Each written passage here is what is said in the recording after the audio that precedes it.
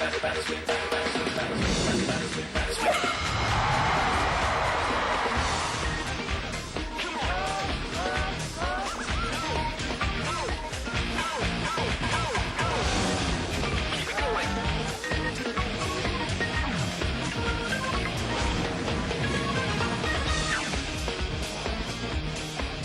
it was rainy earlier this morning, so they have closed the roof here at Miller Park in Milwaukee. First official day of autumn.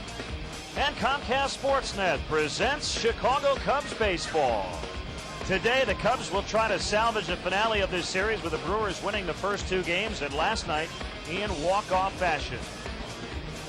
And great to have you with us. Along with Bob Brenly, I'm Len Casper. The Cubs really need to win today as they look ahead to try to finish in third place. They're a game and a half behind Milwaukee in the NL Central standings. Boy, they've had all kinds of trouble trying to beat the Brewers, especially here. Yeah, the Brewers, for whatever reason, seem to get up for these games a little more than the Cubs do. The Brewers have played with a lot of energy in this series. They've made some mistakes, but they've been able to bounce back from them. You see where the standings are going into play today. It isn't much at this time of the season, but the Cubs would definitely like to finish ahead of the Brewers just for regional bragging rights. And continuing that what do you have to play for topic, Greg Maddux will start today, and every fifth day the rest of the way. That means 3 more starts and a chance, but he has to win all 3 to get to 15. Yeah, he's done very well against the Brewers in his career, so hopefully it bodes well for him to take those next 2 starts in his effort to win 15 games this year. I think this is a great testament to the kind of guy Greg Maddux has been throughout his career. That Dusty Baker and Larry Rothschild have made the effort to juggle the rotation, make sure Maddux gets every opportunity to win 15. And for the Cubs, their first look this year at a veteran, Rick Helling, who did not pitch in the major leagues last year, but came up in the middle of the year now in their rotation. Look at his numbers. He's been really, really good as a starter this year, 2-0 with an ERA of just over 2. He's a 4-pitch guy, a veteran pitcher that knows how to take advantage of a hitter's weaknesses.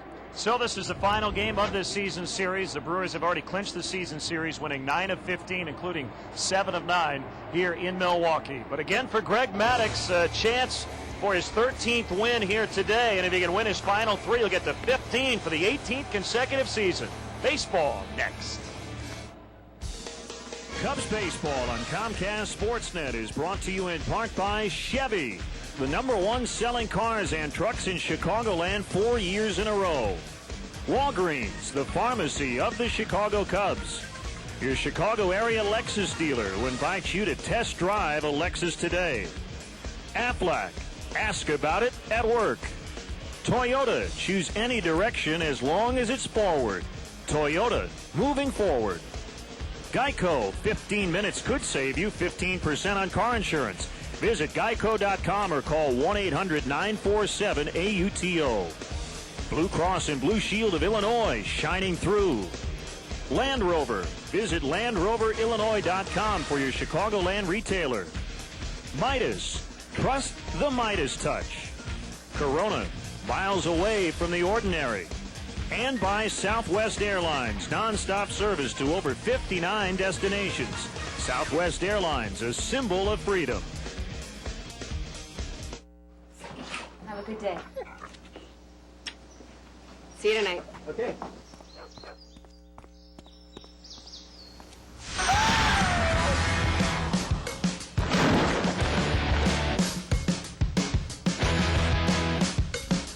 Introducing the all-new Suzuki Grand Vitara. You want more out of life? We're giving you the green light. Go! Cubs fans, come early and save big with the Cubs Early Bird Discount. During the first hour, the gates are open. Enjoy 25% off all food and non-alcoholic beverages. For hot dogs, pizza, Pepsi, and more, catch the Cubs Early Bird Discount.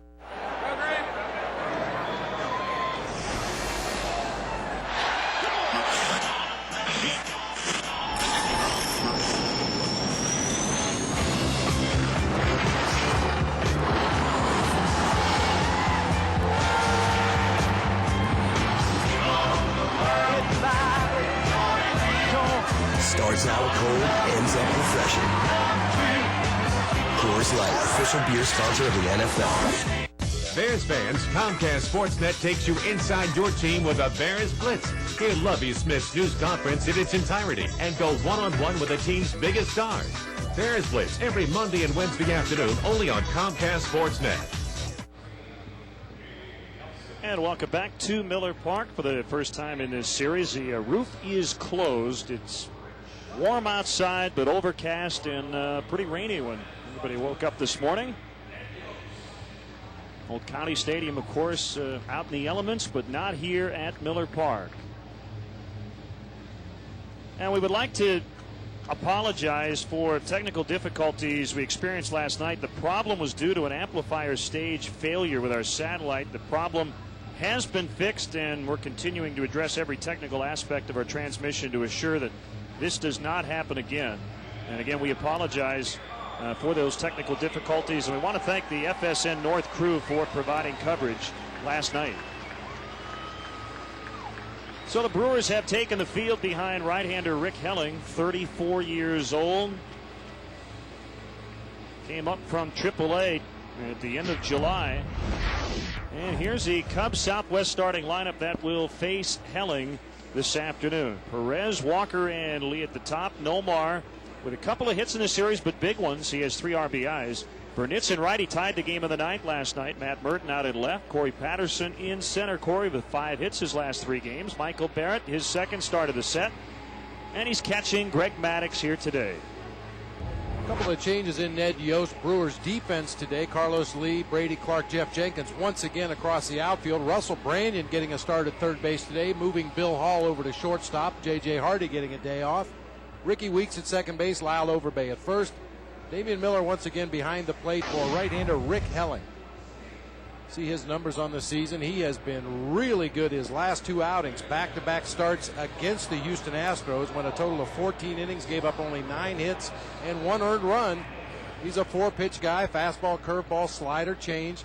Tends to work up high in the strike zone. He, in his career, has given up a lot of home runs and tends to work away to both righties and lefties.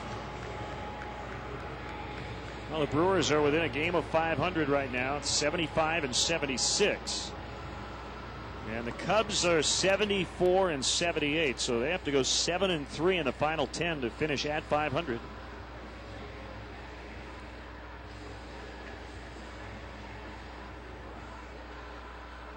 Now a walk-off win for Milwaukee. The 3rd time this year they have walked off with a victory against the Cubs here in Milwaukee. It was a splitter. Split-fingered fastball from Ryan Dempster that just didn't get down where he wanted it to. Jeff Cirillo worked a real good at bat right there. Got to 2 strikes. Battled off a couple of tough pitches and then picked on that hanging split finger. So we're ready to go today. Nathy Perez with the cornermen in.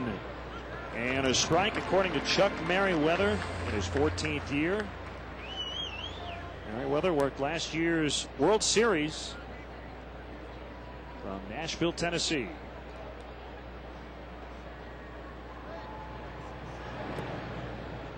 Well, it was a tough loss. I mean, the Cubs came back, scored twice against Derek Turnbow, took advantage of some Brewers defensive miscues in the top of the ninth, and then Cirillo with the walk-off hit in the bottom of the ninth.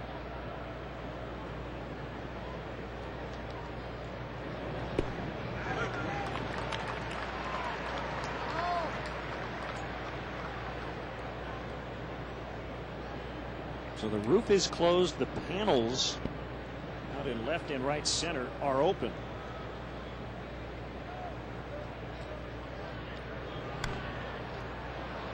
This one will get out of play near the tarp.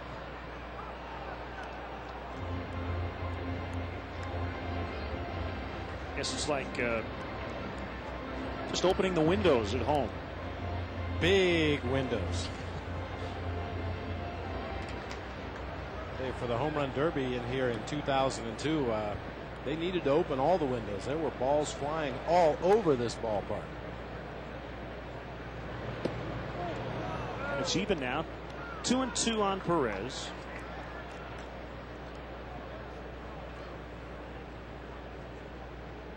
You may remember Rick Helling with the Marlins in the 03 NLCS, 2 relief appearances against the Cubs. No record with a 6.35 ERA.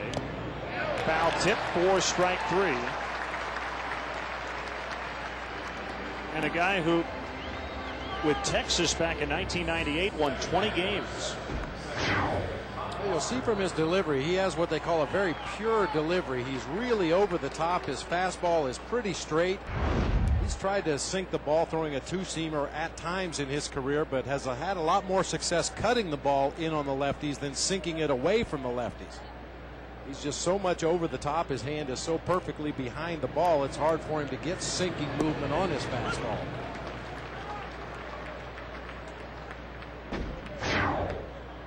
It's that real pure four-seam fastball rotation. You may remember on the scouting report we mentioned he likes to pitch up in the zone. Earlier in his career he threw in the mid-90s. Now he tops out at 90 or 91 on his best day. Pitches consistently around 87, 88. And really needs to locate that four-seamer, go up above the top of the strike zone in order to be effective.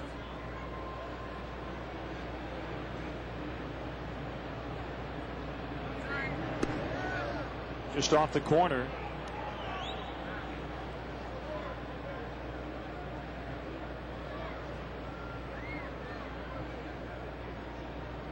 Helling was born in Devils Lake, North Dakota.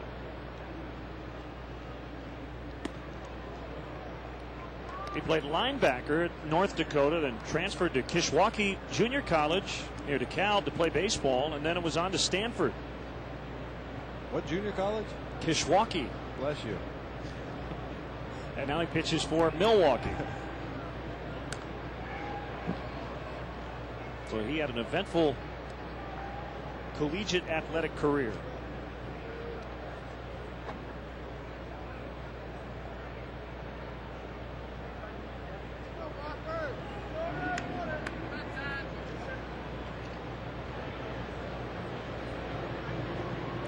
Two on the way, and Walker slaps one into center.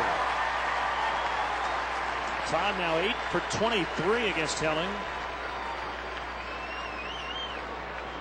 He gets on base in front of Derek Lee, who is 1 for 8 in this series.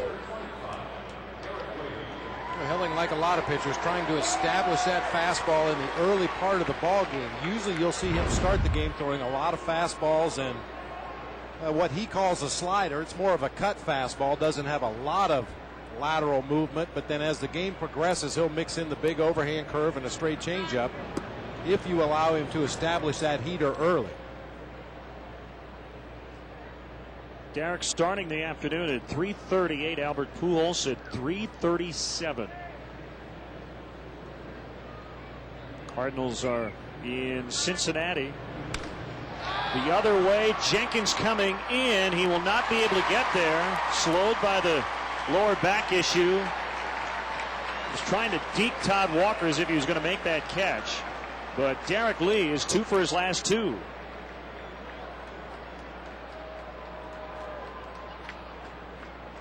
Well, when you're trying to win a batting title, you need some of these hits. That ball's cued right off the very end of the bat. Sounded like Derek may have broken that bat.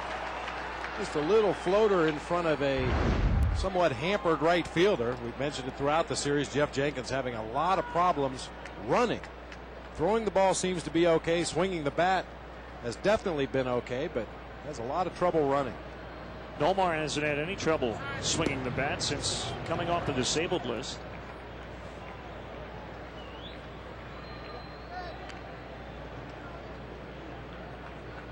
Hitting .307 since returning.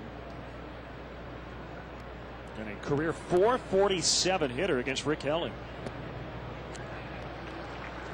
I asked Nomar how the groin / abdominal has been feeling. He said it's been fine. It is what it is till the end of the season, and hopefully he'll get lots of rest in the winter and will be at 100% next year. Whether he'll be in a Cubs uniform remains to be seen. Hit hard on the ground, but that could be 2, 6 to 4 to 3. And Helling gets out of it. Back-to-back singles with 1 out, but no runs. Greg Maddux to the mound to face this Milwaukee lineup when we come back.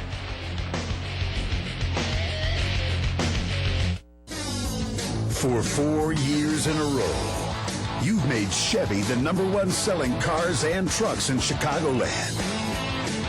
Something that outstanding deserves a huge thank you. Chevy presents an American Revolution concert featuring Jessica Simpson live October 1st at the Tweeter Center. It's big and it's on us. That's an American Revolution. From your Chicagoland and Northwest Indiana Chevy dealers. Log on to ChicagoRevolution.com for concert details. He's up shooting. He scores! Hawks win! Hawks win! New rules, Now here's the shot. They score! new faces, new home. A new era in Blackhawks hockey is here. The golden ball comes up big. Moving it alone. He shoots. He scores! More Hawks games, more Hawks news, more Hawks passion. Starts October 11th only on Comcast Sportsnet. Last week, if you just got the scores, you didn't get the whole picture. We need to keep going out and playing our game because God knows Cleveland's hot right now, and we got to go out and try to put up wins. And ultimately, we got to worry about ourselves. I'm making progress with my injury and doing what I can. I'm staying in the meeting room and paying attention and doing what I have to do with the rehab. It was nice to be back. It was great to get out there and be back at the United Center and skating with the guys again. It's a great feeling. Get your game on Comcast Sportsnet. U.S. Cellular Bears postgame live Sunday after the Sox game only on Comcast Sportsnet. Cubs failed to score even though they had a couple of hits off Rick Helling. Now let's check in on the Milwaukee starting lineup as written out by Ned Yost. Brady Clark, perfect night last night, 4 for 4 with a walk. Weeks batting second in the lineup. Lyle Overbay, Carlos Lee, Jeff Jenkins, Bill Hall at short, as Bob mentioned. Russell Brandon with all kinds of power hitting 7th. Miller and Helling make up the battery. Take a look at the Cubs defensively, brought to you by Rico. Merton, Patterson, Burnitz once again across the outfield. Garcia, Parra, Perez, Walker, Lee once again across the infield. Michael Barrett back behind the plate today for right-hander Greg Maddux.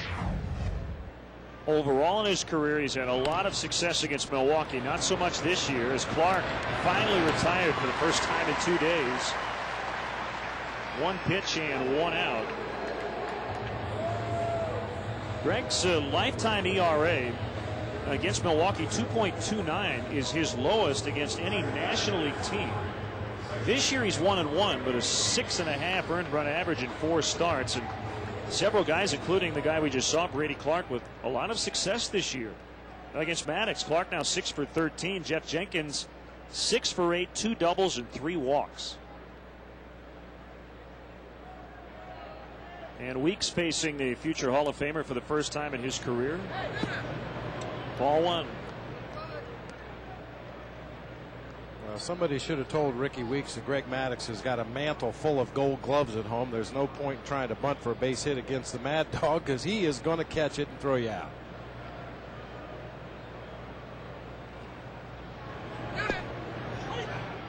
Actually, I apologize. Overlooked that Ricky Weeks did have 5 at-bats this year. He's 3 for 5, so even he has had success against Maddux. 14 gold gloves, 13 in a row. Outside corner 1 and 2, so he's ahead of Weeks.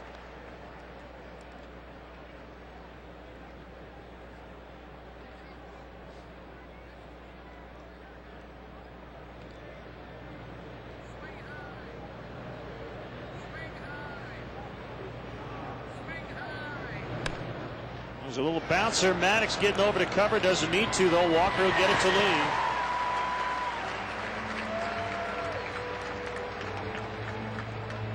Maddux was ready if needed. Well, that's why he has 14 gold gloves. He never assumes anything. Pitchers are taught from the first day of spring training, any ball hit to your left, you have to assume you're going to be needed to cover first base.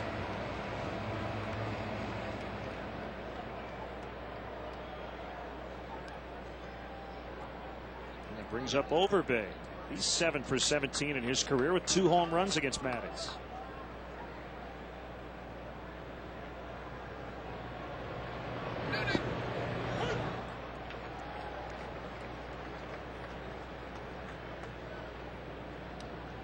Brewers with 75 wins. First time they've gotten to 75 as a National League team. Made the switch in 1998. Last time this franchise won at least 75. You have to go back to 97. They finished 78 and 83 under Phil Garner.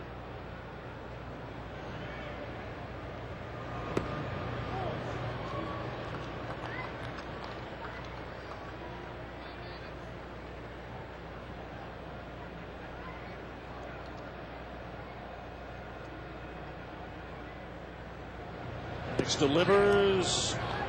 That one just missed. He wanted that pitch. 3-1. He's wanted the last 3 pitches on the outside corner to Lyle Overbay. That sinker that starts pretty much in the middle of the plate and then just dive bombs off of the outside corner. They're trying to hold it right there and give Merriweather a good look. This time he scoots it over a little bit more. That's the amazing thing about Maddox, is the way he probes that strike zone. He finds out what the plate umpire is going to give him, and he'll keep pushing it out further and further and further until the umpire calls a ball, and then he knows where the limit of the zone should be for the remainder of the game. And Overbay strikes out. Good comeback by Maddox as he strikes out the Brewers' number 3 hitter. No score after 1. Sand painting is practiced by many cultures. Notice how they place the sand, 1 grain at a time. They've been working on this piece for over 8 days. I'm sorry, no pictures, please. Just look at the detail. Wanna get away? Now you can. Fly on Southwest, the airline committed to serving Chicago, nonstop from Midway Airport to select cities for just $89 one way.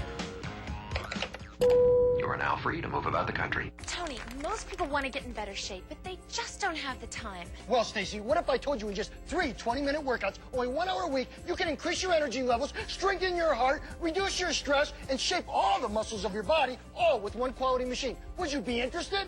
Yes, I would. Well, Stacy, I have good news. Tell me more. I just saved a bunch of money on my car insurance by switching to Geico. Yeah, baby.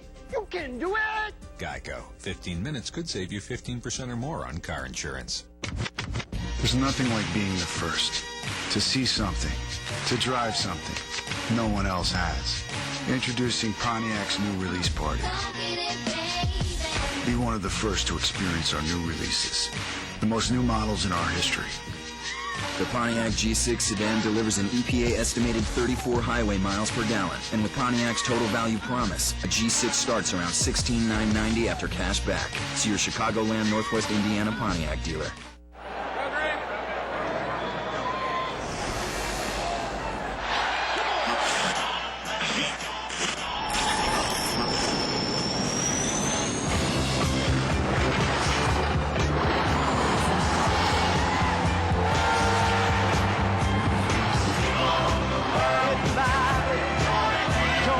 Starts out cold, ends up refreshing. Coors Light, official beer sponsor of the NFL. Looking to purchase tickets for some of the best seats at Wrigley Field? Check out Replay, the official secondary ticket marketplace on Cubs.com.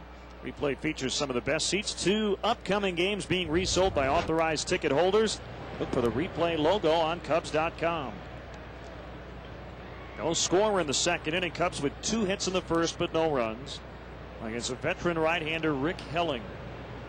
Will sign a minor league contract in January. Off the end of the bat, Branyan over to Overbay. Able to get it past the pitcher, but Branyan was there. And some bad luck for Rick Helling the last 2 years. In spring training with Minnesota last year, he suffered a broken leg and did not pitch in the major leagues last year. This year, while at AAA in the Brewers system, a very scary moment. Pitching for Nashville against New Orleans, a piece of a broken bat came flying out toward the mound, actually impaled his left forearm. Went into his arm about 3.5 inches deep. We've seen many bats fly toward the pitcher's mound. Can be very, very dangerous.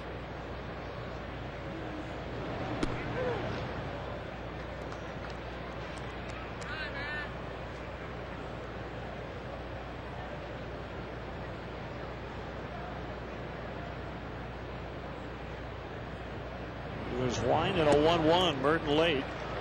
1-2. Well, getting a look at another guy he's never faced before.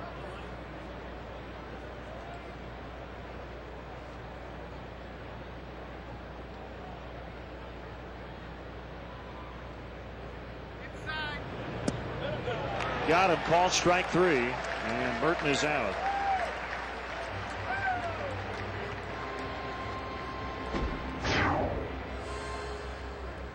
Maybe overthinking the at-bat just a little bit for Matt Merton. That's just a fastball, outer half of the plate. Pretty good pitch to drive with 2 strikes. We've seen Merton go to the opposite field a lot in 2-strike counts, but apparently was looking for something else from Rick Helling right there. Corey Patterson 5 for 11 over his last 3 games, following a 1 for 16.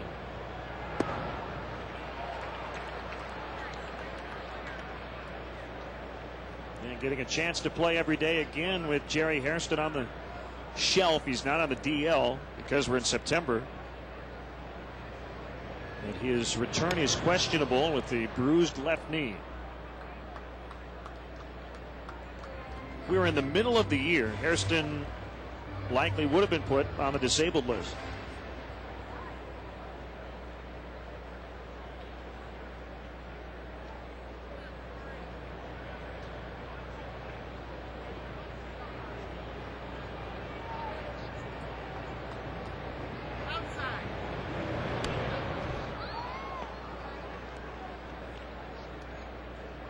Back home for the final homestand after this one. 3 against Houston, 2 against the Pirates. An off day in the middle on Monday.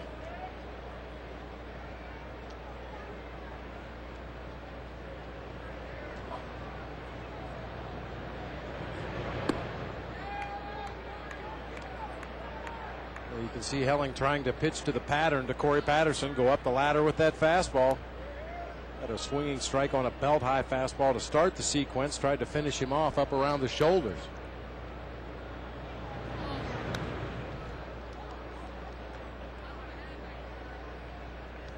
I mentioned that Helling throws in the high 80s. Occasionally he'll touch 90 or 91 on a good day, but the thing about his slider, he throws it 86, 87 miles an hour, which is why I call it more of a cutter than a slider.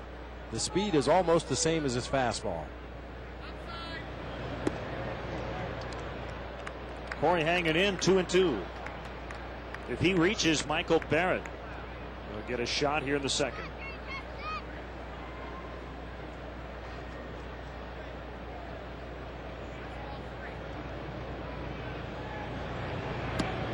And he struck him out. Rick Helling now his last 21 innings.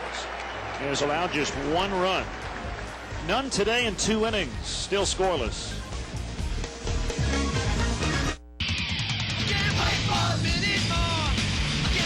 Get the bottom line now during Nissan's model year-end clearance. The bottom line on America's most exciting full line, including Nissan Xterra, Titan, and Z. Plus a $199 a month lease for 24 months on the stylish and powerful Nissan Altima. See your Nissan dealer now. Clearance time happens once a year. And that's the bottom line.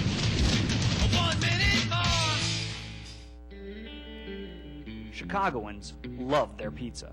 That's why you come to Giordano's. Some for 30 years now. We use only the finest ingredients to make Giordano's famous stuffed pizza, our equally famous thin crust pizza. Plus salads, pastas, sandwiches, and more. Come on into Giordano's and celebrate 30 great years with us. Giordano's famous stuffed pizza. We made it good. You made it famous. The Ford Family Plan ends October 3rd and will not be extended. And during these final days, you get an extra $1,000 in clearance cash. Only through October 3rd, you pay the same low prices Ford employees pay on many new Ford cars, trucks, and sport utilities. Plus, get all factory rebates. Plus, get an extra $1,000 in clearance cash. This is your last chance to take advantage of low employee pricing. Plus, all factory rebates, plus an extra $1,000 in clearance cash. So get to your local Ford store today. This offer ends October 3rd and will not be extended. Tonight, Central rivals go toe-to-toe on the south side. The White Sox look to take one more step towards a division title when they host the Twins. White Sox and the Twins tonight at 7 here on Comcast Sportsnet. Brandon McCarthy for the Sox, Johan Santana for the Twins, the scheduled starters tonight. Greg Maddux looking to get back to 500. Came in at 12-13. Carlos Lee is not going to swing at that pitch no matter what. Just had the bat on the shoulder. He's 1 for 6 in the series, but has knocked in 3 runs. 1-1. One of the rare guys in this lineup that hasn't had much success against Maddox. 3 for 16 with a home run.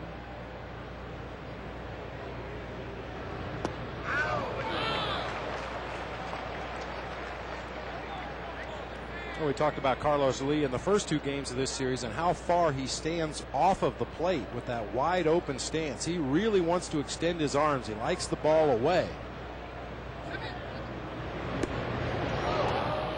Another borderline pitch there for Greg Maddux. That's a pitch we've seen him get calls on in the past, but Chuck Merriweather, at least in the early going, looks like he's going to make him throw the ball over the plate today rather than off the edge of the corners. Driven the other way, Burnitz will be able to get there.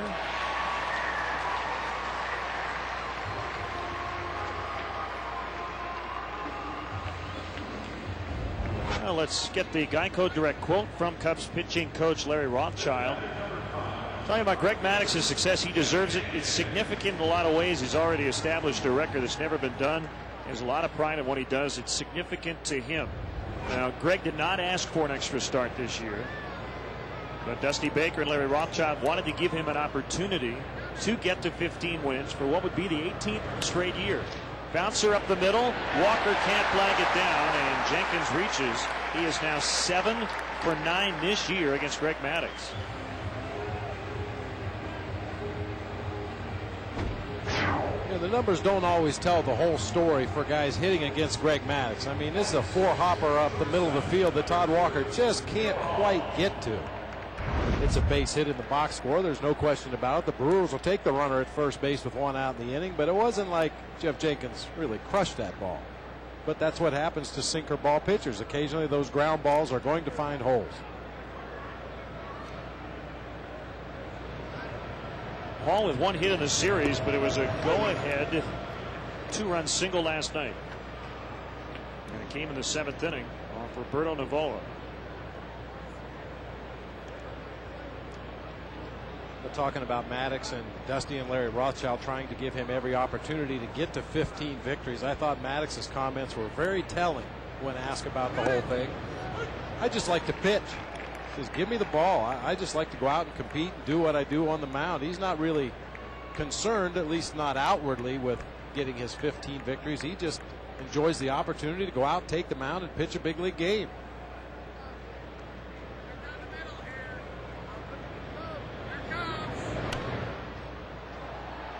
Should he take a loss or a no decision today,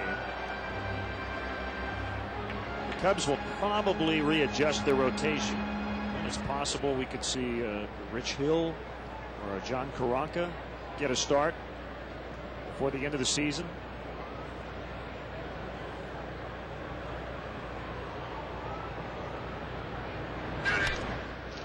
Play ball, 6-4-3.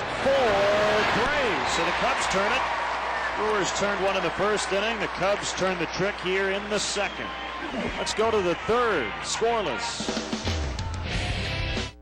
Having choices is a good thing. For sure. Toyota gives you great choices, like Camry, America's #1 seller. I like that. Or choose a Sienna or Highlander, both with 5-star safety ratings. I've got kids. I want them to be safe. So whatever choice you make, Camry, Highlander. silver. No, red. Toyota has the car for you. Now get up to $2,000 cash on Sienna, $700 cash on Camry, or $1,000 cash on Highlander. Toyota, moving forward. This copyrighted telecast is presented by authority of the Chicago Cubs and may not be reproduced or retransmitted in any form without the express written consent of the Chicago Cubs. Last week, if you just got the scores, you didn't get the whole picture. We talk about a team effort. Last week we lost as a team. This week, we definitely got the win as a team. It's tough to win at this level of competition, and usually you don't win this big. So it was a real fun game out there today, and we just got to get back to work. You got to be able to run the ball, and the offensive line came out ready to go and had great focus and opened up some holes, and they did a nice job. Get your game on Comcast Sportsnet.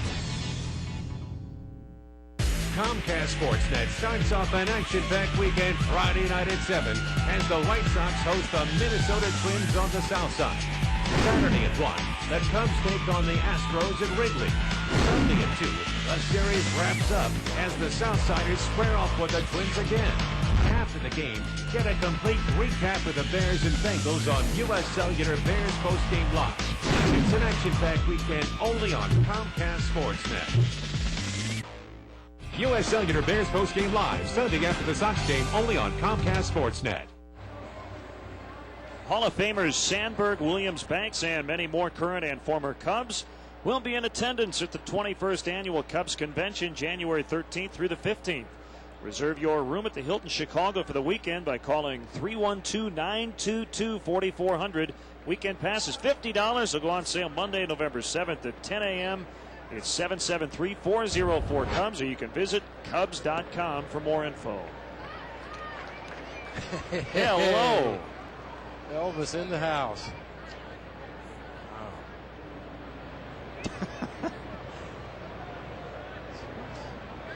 Sure quite what that was. Yeah, Barrett into left center. Clark on the run. He will not be able to get to it. It's a double for Barrett, leading off the third inning. Now, the first thought that runs through your head is he's not going to catch it. But then you remember the ball he caught last night robbing Derek Lee. Clark covers a lot of ground out there in center field. Michael really crushes this ball to the gap to the deepest part of the ballpark out there in left center. And yeah, you had to hold your breath the way Brady Clark closes on balls in the outfield. He had a chance right up until the last step or two.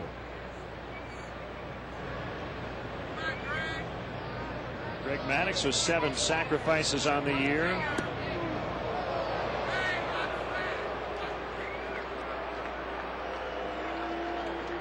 Tell you, from years and years of experience, Greg Maddux has found a bunting style that he feels very comfortable with. If you watch him in that batter's box, he'll take a big step forward, put his left foot on the front line of the batter's box, and then he holds that bat at the very top of the strike zone where he knows where the top of the zone is, and then just drops the bat down on top of the pitch.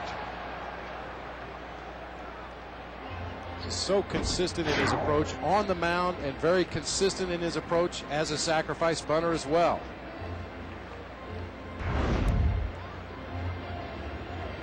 Helling is the kind of guy that would be tough to bunt against because he throws so many high four-seam fastballs. That's the pitch that's the toughest to get on top of and get down on the ground. He's trying to lay down sack bunt number 160 in his career, but he swings away to right. Jenkins not very deep. Barrett tags, but he's going to stay right there. And throw to the home plate side of third. Good idea by Maddux. The infielders were charging hard, not giving him much opportunity to get that bunt down. So he pulls it back and takes a slash swing at it. Ideally, you hit the ball on the ground and take advantage of that broken up infield, but unfortunately got under it a little bit. And there's that arm we were talking about from Jenkins. Really, the lower back only seems to bother him when he runs.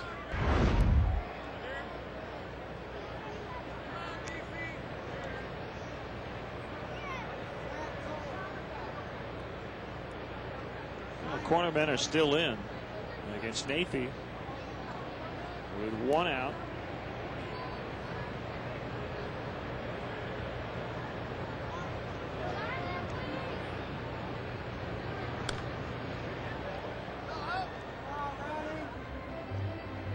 Nice letter from Tallulah Rose Cartaluca from Des Plaines, 4.5 years old, here today. Their 3rd Cubs game ever. With Mom and Dad, Auntie Tina, Uncle Bill, and she wanted to say hi to Grandma. Tallulah Rose.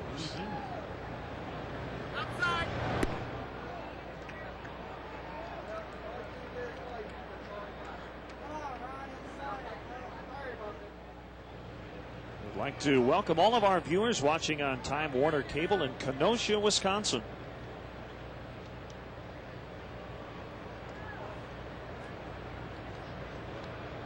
We'll wave hello to you on our way home tonight. To left field, Carlos Lee will watch it drop there, and Barrett's going to score. Perez to second.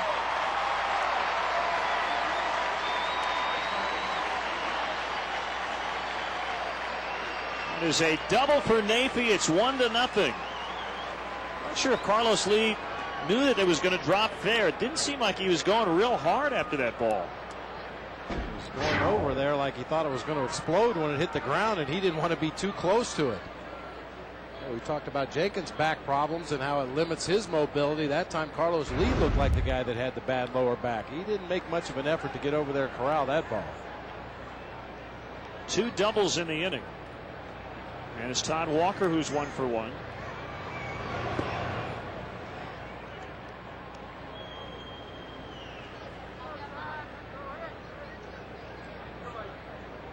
Well, Rick Helen gave up a run in his last start in a no decision at Houston in 7 innings. And the previous 2 starts he allowed no runs.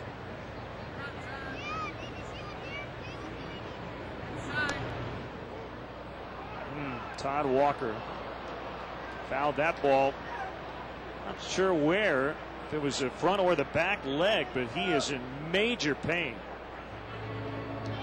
Looks like it's the back leg, the way he's reacting, yeah. Another look at it here. Cut fastball inside. Just on the thigh, just above that left knee, it appears.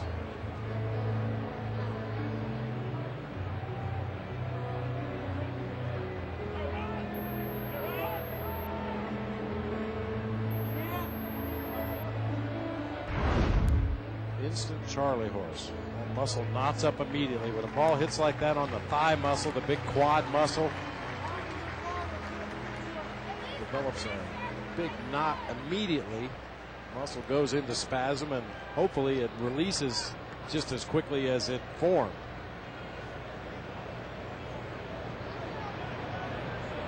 Painful foul strike. Kick and a 1-1 pitch. Fly ball deep. Clark with a beat on it, and he has it on the track. Nafee tags, and he'll end up at third. So Walker just going to kind of jog it off. Got good wood on that one.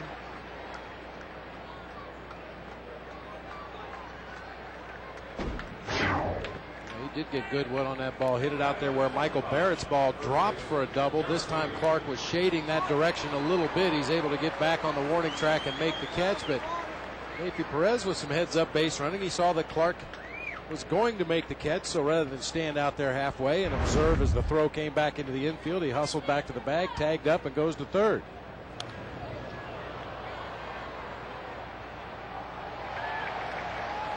Not as big of a factor with 2 outs in the inning as if there were no or 1 outs and you get yourself to third base, but now the possibility of a wild pitch, pass ball, scoring a run, he wouldn't have been able to do that from second base.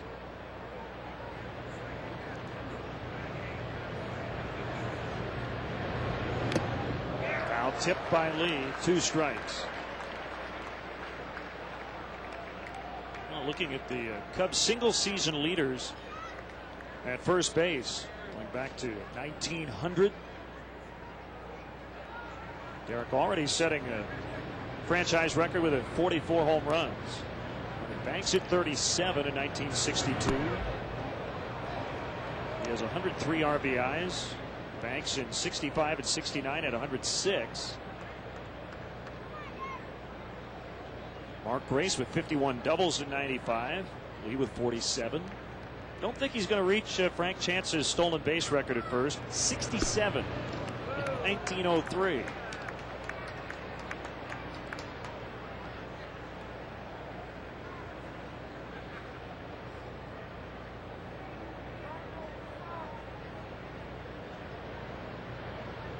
Big Sayer had 21 triples in 1913. Derek has 3. And as he strikes out, Phil Cavarretta hit 355 in 1945. But Derek Lee has a chance to win a batting title. 1-0. This is my license. think my parents wanted me to have that car. Pick up my sister and do certain errands. Car's kind of handy to have. I called Bob, our insurance agent. He wanted us to come in and have a meeting with him, which really surprised me. I call it my new driver review. I went in and I met with Bob. He did answer a lot of my questions. The consequences with one accident, one ticket. I learned a lot when I was in there. I don't always listen to my parents. It makes me feel good that Bob's worrying about her. Country Insurance and Financial Services.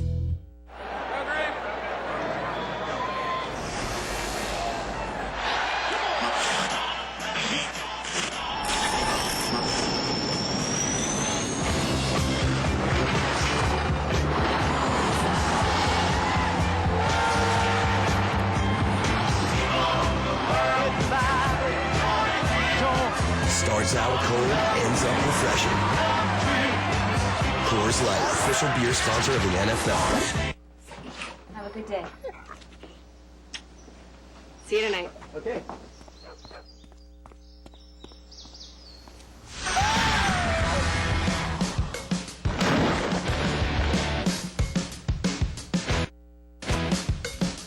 Introducing the all-new Suzuki Grand Vitara. You want more out of life? We're giving you the green light. Go! Every night, get set for the night in sports with Land Rover Sports Night on Comcast Sportsnet. Learn the latest pregame news and hear interviews you can't find anywhere else. Don't miss Land Rover Sports Night.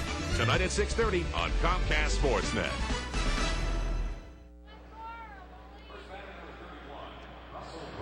And it's Russell Branyan against Greg Maddux. The sun is out, but the roof is closed here today. With the threat of rain. Some rain earlier in the morning. Branyan skies one shallow left. Merton will slide and make the catch. Tried to complete it by jumping up to his feet. A little slip at the end, but we'll give him a 9.5. Give him a 9.5. Great effort that time, too. Had a long way to go, playing very deep for Russell Branyan, who has big-time pop. Merton comes in, makes the sliding catch, and he'll lose 1/10 of a point for the discount.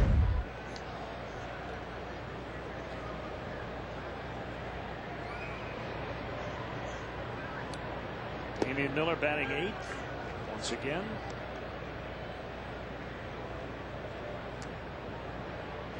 They have all these numbers with the roof open and closed, panels open and closed. And Milwaukee's 3-0 when the roof has been closed, but the panels open. In case you're wondering.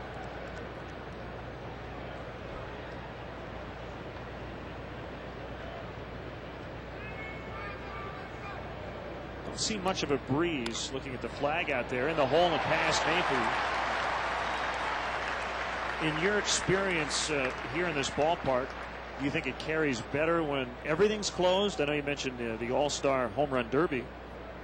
In my experience here, I think the ball carries better with everything closed up. It just seems like a greenhouse effect almost. Like the air gets a little bit heavier. The ball tends to stay in the air a little bit longer. Now with the panels open, depending on which way the wind blows, it may benefit one field or the other, either right or left, depending on which way the wind circles around inside. But I think with everything closed up, this place turns into a bandbox. Helling 0 for 11 and has 7 strikeouts.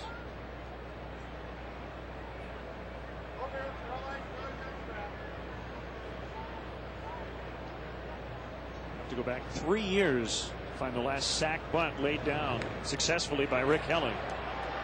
He's going to do it here as Lee will get it to Walker.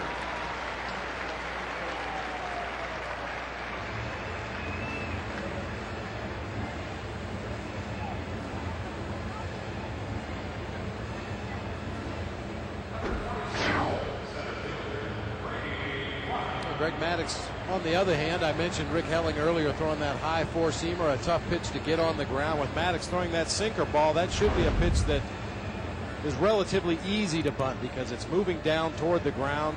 Inevitably, you're going to bunt the top half of the ball, and that time Helling able to get down a good sack bunt. Maddux needs 1 win to tie Phil Niekro for 15th on the all-time wins list. now has 317 wins against 187 losses.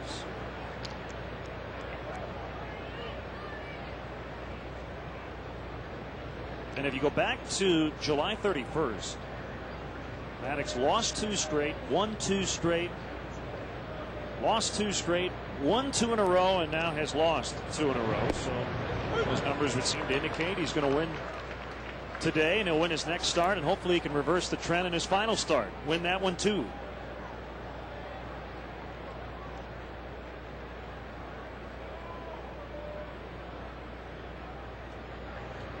Over 200 innings for the 17th time, would be 18 straight for Maddox, if not for missing 200 innings by just 2 outs in 2002.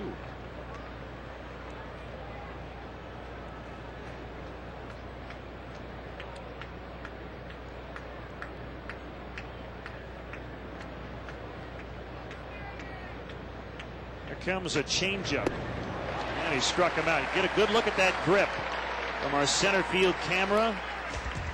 So 2 strikeouts for Maddox. Cubs lead 1-0.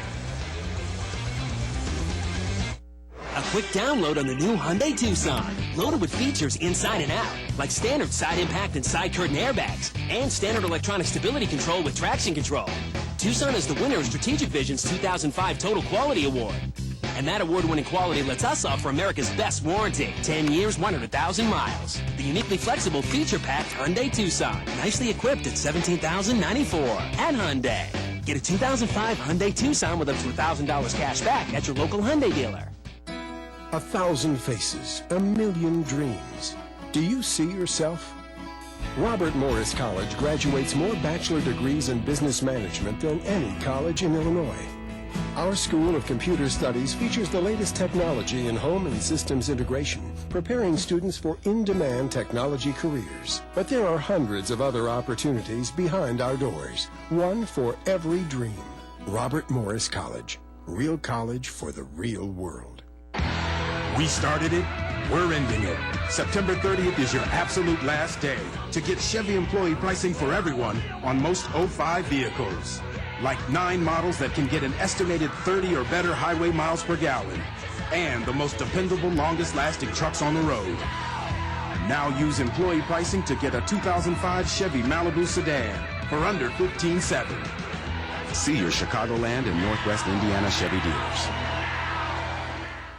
Tonight, it's time to drop the puck in Minnesota as the new-look Blackhawks continue to tune up for the regular season when they hit the ice for a preseason tilt with the Wild. Blackhawks Wild tonight at 7. Get your game on Comcast Sportsnet Plus. 1-0 Cubs. Aflac trivia question time. Who holds a record for most consecutive Gold Glove awards by a pitcher?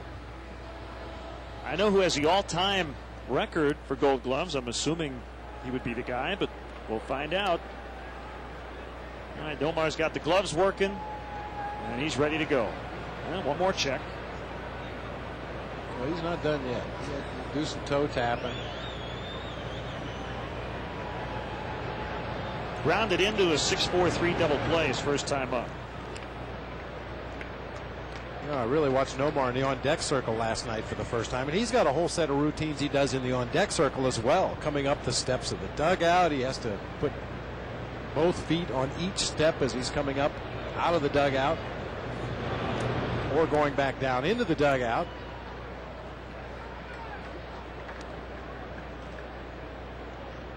A couple of touches there, puts the bat on his left shoulder. It all means something to him. That's all that matters.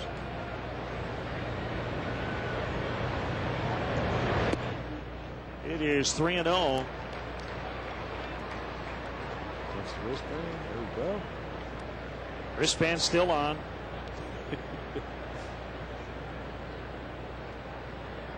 He likes everything to be snug.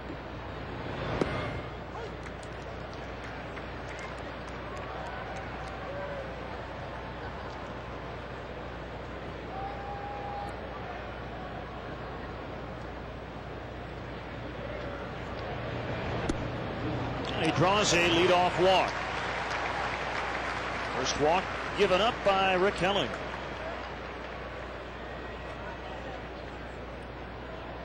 Greg Maddux with a changeup to strike out Brady Clark. You see the grip right there, using the middle finger and the ring finger as opposed to the index finger and the middle finger.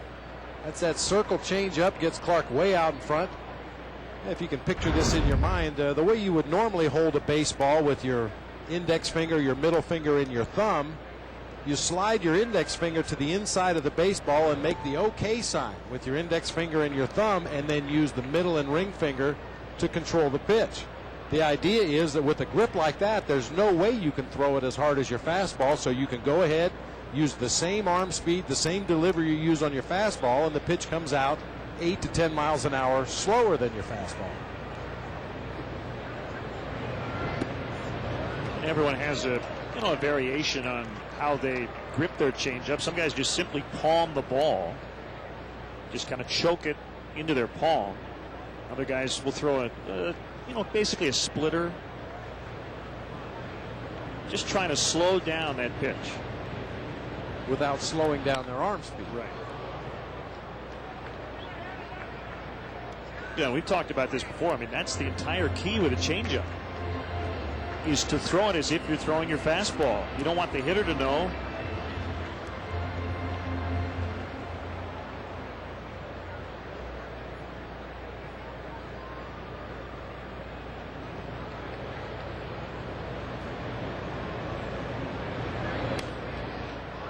Swings out of play. One of my former managers, Roger Craig, was wide making the split-fingered fastball the vogue pitch during the 80s, and he objected when somebody called it a forkball. He insisted that if the picture you have in your mind is of a fastball, that's why he preferred to call it a split-fingered fastball. You throw it just like your fastball. There's no torque on the wrist. You don't do anything different with your arm angle. It's just the grip itself that causes the action on the pitch. The mental picture he wanted his pitchers to have is that they were going to throw a fastball and then let the grip do its thing and cause the pitch to tumble and drop down low in the strike zone. 2-2 on Burnett. Omar at first with nobody out. And it's full.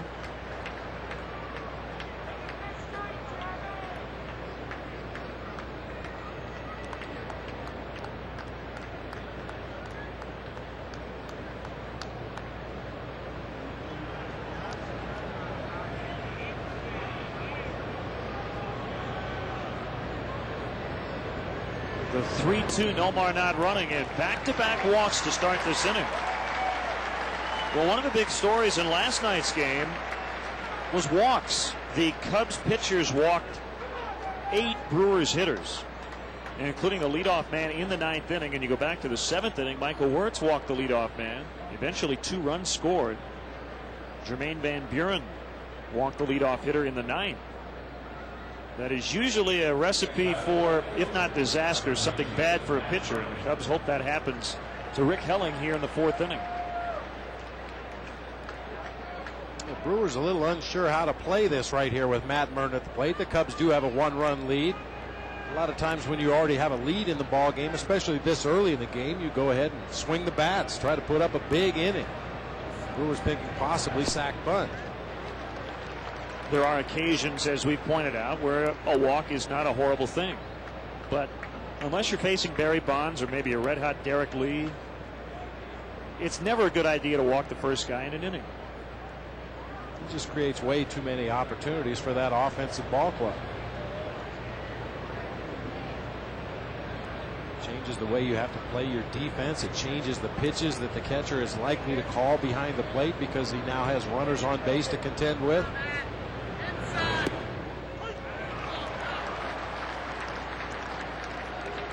And more than anything else, the pitcher just doesn't give his defense an opportunity to get an out. I mean, even the best hitters in the game are going to make outs 7 times out of 10, so why not give your defense an opportunity to make a play behind you? Good guy to have in the spot, even though it's 0-2, a patient hitter in Merton. Trying to protect, he bounces it towards second. Weeks steps on the base, and the throw pulls him off the bag, but Overbay able to get the out. He did tag Merton, but I think he kept his foot on first base. So that's a double play, 4-3. Ricky Weeks with a couple of errors last night. That errant throw almost cost him here. He almost got tangled up with Bill Hall.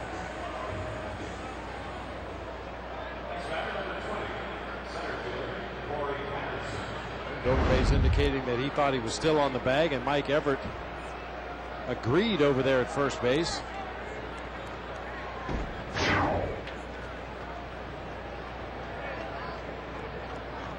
And it looked like he got a piece of him on the tag as well.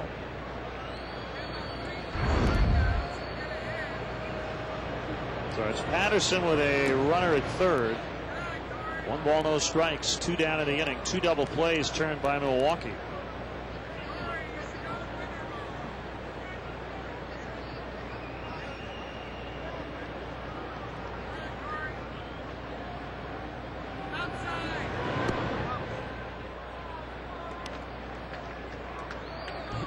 May be able to hear on our field mic occasionally. There's a hitting coach down there that's helping both teams. He's telling the hitters where he thinks the pitch is going to be, whether they should swing or not.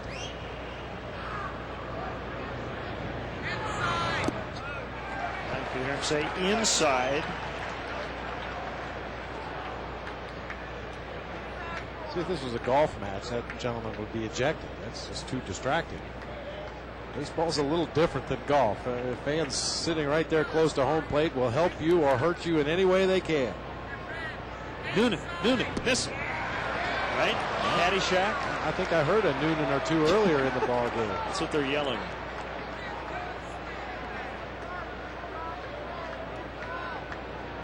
As a hitter, do you hear that stuff, that extraneous noise? When you're going bad, you hear it all. Yeah, you can hear the guys in the other dugout, the guys in your own dugout, and every fan sitting in the first 3 rows of seats.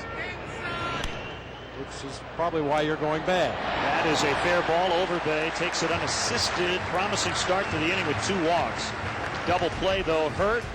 And then the ground out to end it, 1-0.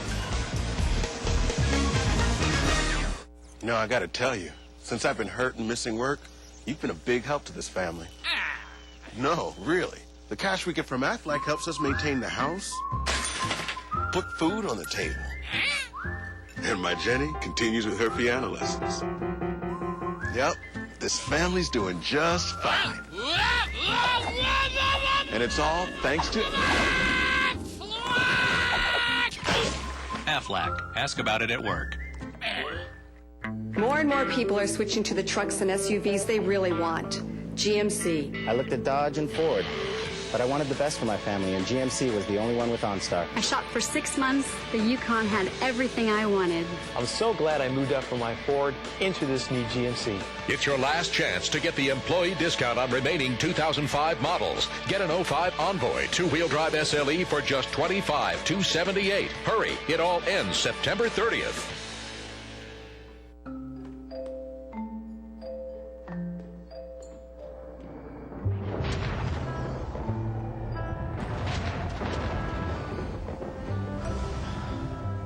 What's wrong? I don't know, all of a sudden I feel really, really sad. Don't.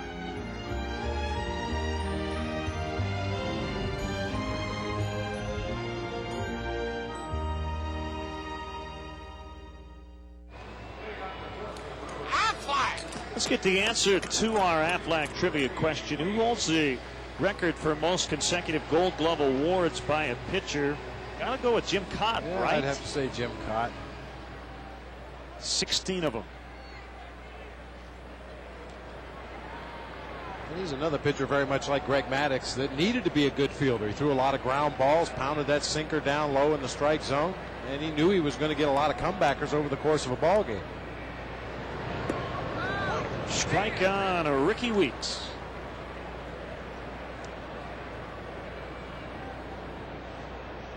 Maddox working with a good pace today. Last night's game, 3 hours, 36 minutes. For the Cubs, their longest 9-inning contest of the year. A lot of lead changes. Mentioned all those walks. A lot of deep counts both ways. It felt like a long game last night. There were stretches of the ball game where there was very little happening offensively, and then there would be a flurry, and the fans would get into it once again, and then another stretch where not much would happen. He gobbles it up at short, and that's first down.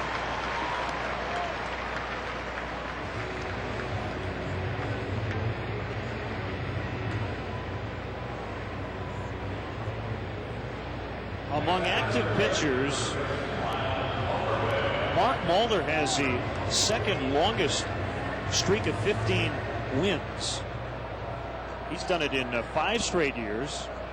And interestingly enough, Mark Mulder got his 16th win of the year Saturday over Maddox. Maddox with 17 straight seasons of 15 wins.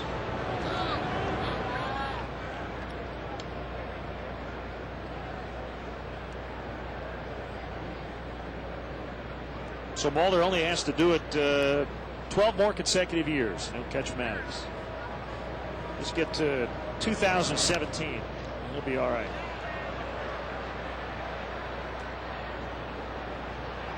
It's just incredible. That tells you a couple different things. Number one, he stayed healthy enough to take the ball and have an opportunity to win 15 games a year in all those seasons, and also he's played on some pretty good teams.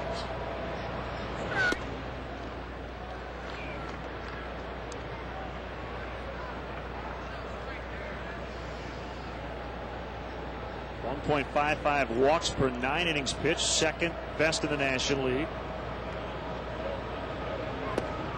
It's only the 12th time he has missed today. On his 38 pitches.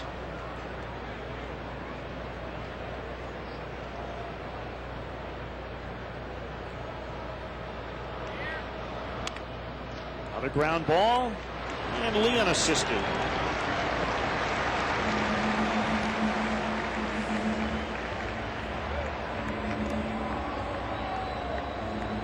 Maddox has already joined Cy Young and Walter Johnson, the only pitchers in history to have at least 12 wins in 18 or more seasons. Cy Young did it 19 times.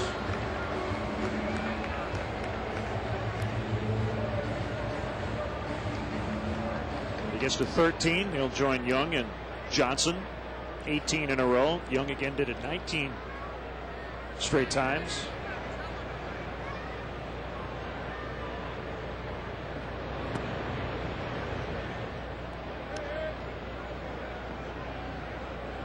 Actually, that would be most seasons overall with 13 or more wins.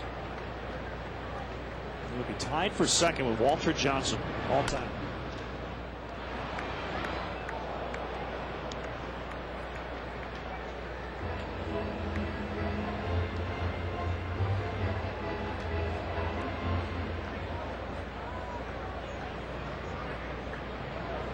And in Young's case, you're going back to the first decade of the 20th century.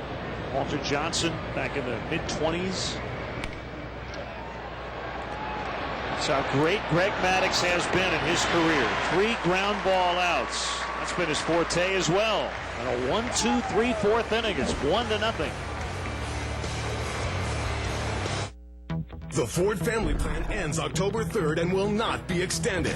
And during these final days, you get an extra $1,000 in clearance cash. Only through October 3rd, you pay the same low prices Ford employees pay on many new Ford cars, trucks, and sport utilities. Plus, get all factory rebates. Plus, get an extra $1,000 in clearance cash. This is your last chance to take advantage of low employee pricing. Plus, all factory rebates, plus an extra $1,000 in clearance cash. So get to your local Ford store today. This offer ends October 3rd and will not be extended. Sundays, turn to Comcast Sportsnet for U.S. Cellular Bears postgame live. It's the best place to go when the action ends. Our expert team breaks down everything that happened from start to finish and brings you interviews with the players as they leave the locker room. Listen in on Lovie Smith's postgame press conference and get the first preview of the Bears' next big matchup. U.S. Cellular Bears postgame live Sunday after the Sox game, only on Comcast Sportsnet. Every weekday afternoon, Comcast Sportsnet has college football covered with a college coaches block. Mondays, check in on the Big Ten with Michigan Replay and Iowa football with Kirk Ferentz. Tuesday, go inside Notre Dame football. Wednesdays, it's the Badgers Sports Report. Thursdays, check in on Ohio State with Buckeye Football Weekly. Then it's Penn State, the football story, and Inside Husky Sports. Fridays, see what's up at Purdue with the Joe Tiller Show. The College Coaches Block, every weekday afternoon on Comcast Sportsnet. You're watching Cubs baseball on Comcast Sportsnet. Get a complete recap of the day in sports with Land Rover Sports Night on Comcast Sportsnet. Coming up tonight at 6:30, the Bears prepare for 2-0 Cincy. The baseball races have heated up. Join Gail and William for Land Rover Sports Night tonight at 6:30 only on Comcast Sportsnet. We're in the entire country keeping a very close watch on the Gulf right now. And Hurricane Rita, the last check was Category 5. It was kind of on the edge, 4 or 5, but saw wind gusts over 200 miles an hour, and you just hope it weakens quite a bit before it makes landfall coming up this weekend. But people are getting out of Texas and Louisiana. Carrie Wood's mom lives in LaPorte, Texas, which is near where that hurricane may make landfall. And she's getting out. Scott Williamson does not live in the Houston area, but he's from that area and has friends in the area. His parents live in the Dallas area, and actually they were in Mississippi. Family in Mississippi, trying to help them recover from Hurricane Katrina. Dusty Baker's former wife's family in the Houston area, so there are lots of connections, and certainly the Astros coming to Wrigley this weekend, and I imagine we're going to see a lot of their families make that trip as well. And Michael Barrett draws a leadoff walk, so second straight inning. Helling has walked the leadoff man. He walked the first 2 in the 4th inning. And hopefully the Cubs will be able to better take advantage of that leadoff walk this time. Maddox up to the plate, figuring to attempt to put down a sacrifice bunt once again.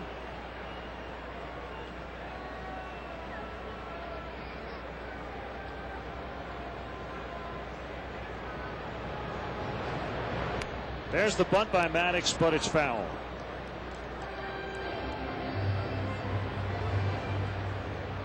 I know there have already been some questions raised about next weekend when the Cubs are supposed to go to Houston, but to be honest, it's so far down the road. It's kind of the least of everybody's concern at this point. I guess Minute Maid Park, they've gotten it prepared. Make sure the roof is going to be okay. I read somewhere that Minute Maid Park's roof could sustain 100-mile-an-hour winds. Well, and the field and clubhouse level at Minute Maid Park are both below street level, so obviously that creates an area of concern. But like you said, bigger concerns at this point. Just hope everybody can weather the storm, pardon the pun.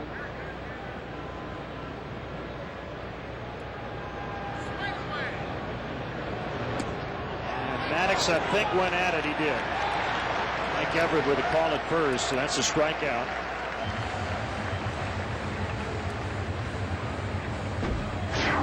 Been watching Greg Maddox throughout his career for a long time, and I don't believe I've ever seen him fail to get down a sacrifice bunt in 2 consecutive at-bats, ever.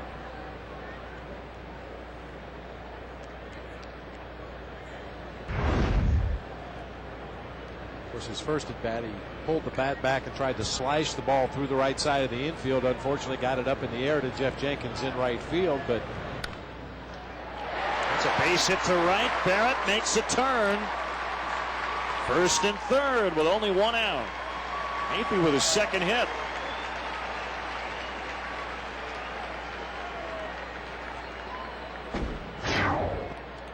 If he takes advantage of Overbay holding on Michael Barrett down there at first base, you can see he has very little range after bouncing a step or 2 off that bag. He makes a diving attempt for that hard ground ball that gets through into right field. We talk about scouting reports a lot, and usually we're referring to pitchers and hitters and what they've been doing lately. But scouting reports on a team's defense are every bit as important, and certainly the Cubs have seen throughout this series the problems that Jeff Jenkins is having out there in right field. And coming into this series, I'm sure it was on the advance report to run on Jenkins whenever he has to move after a ball in the outfield.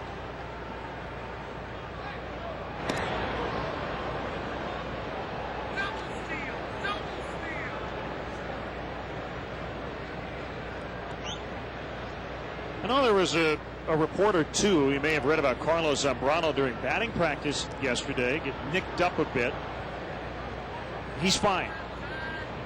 He tried to make a leaping catch out in right field during batting practice. And has a little bit of a scrape on his right forearm near the elbow. And a little cut near his left hand. But in fact, you can see it right there. No big deal. Just kind of fell on the warning track. And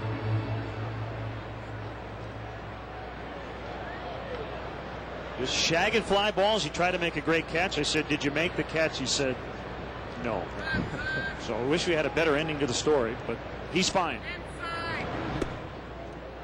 Well, Carlos calls it power shagging, and I played with a lot of guys that used to use that as part of their conditioning program. They would chase every fly ball that was hit during batting practice. Maybe run from right field to left field, turn around, run back to right field, chase every fly ball. Carlos just took it a little bit to an extreme.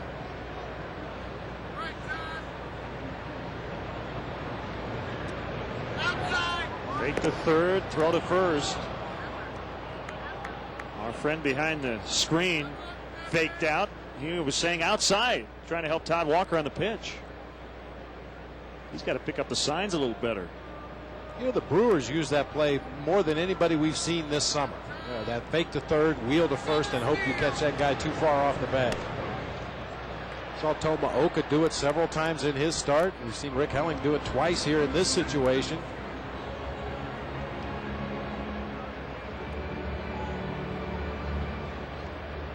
I still think that can be a good move, but just like anything else in the game of baseball, you need to work on it. You need to work on your acting a little bit, your body language out there on the mound. So many times when you put that play on, the pitcher gives it away immediately by the big fake that he puts on at third base. If you can disguise it a little bit, make it look more like your delivery, you've got a chance. Hey. Yeah, nobody saw it. Okay. You're okay.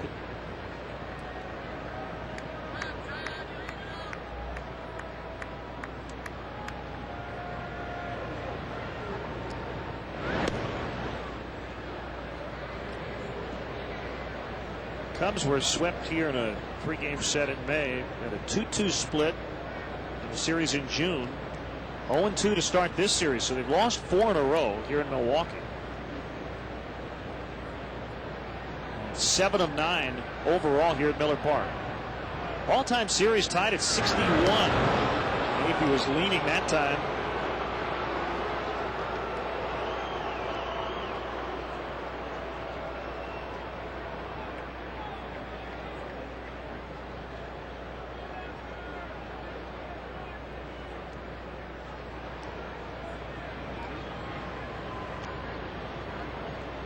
Barrett at third, Perez at first. Napey running, that one airmailed, and a run will score.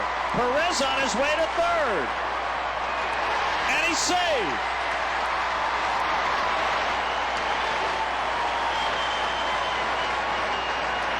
Bob Uecker is in the house. I don't know if he said just a bit outside or not, but it's 2-0. There's Uecker. Just a bit outside. I'm not sure if Helling just lost the handle on that pitch or whether he thought Damian Miller had called for a pitch out. I'm not quite sure what that is right there, but it creates another run for the Cubs and moves Napey to third. And Walker, Jenkins with a catch. Perez on his way to the plate, and he is in. Sac fly for Walker. Napey, by the way, did get a stolen base on that last play. Moved to third on that wild pitch. Sac fly makes it 3-0.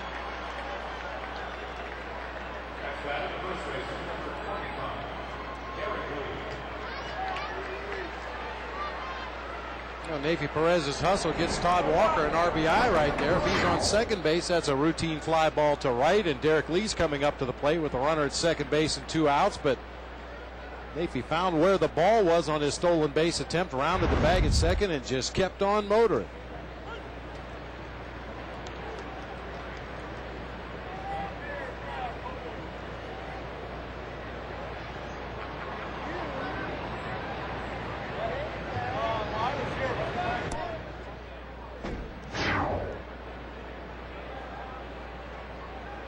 taking any chances. Nafy slid wide of the plate there and just stuck the hand out to catch the corner of home plate so as not to give Damian Miller anything to tag, even if he did come up with that ball.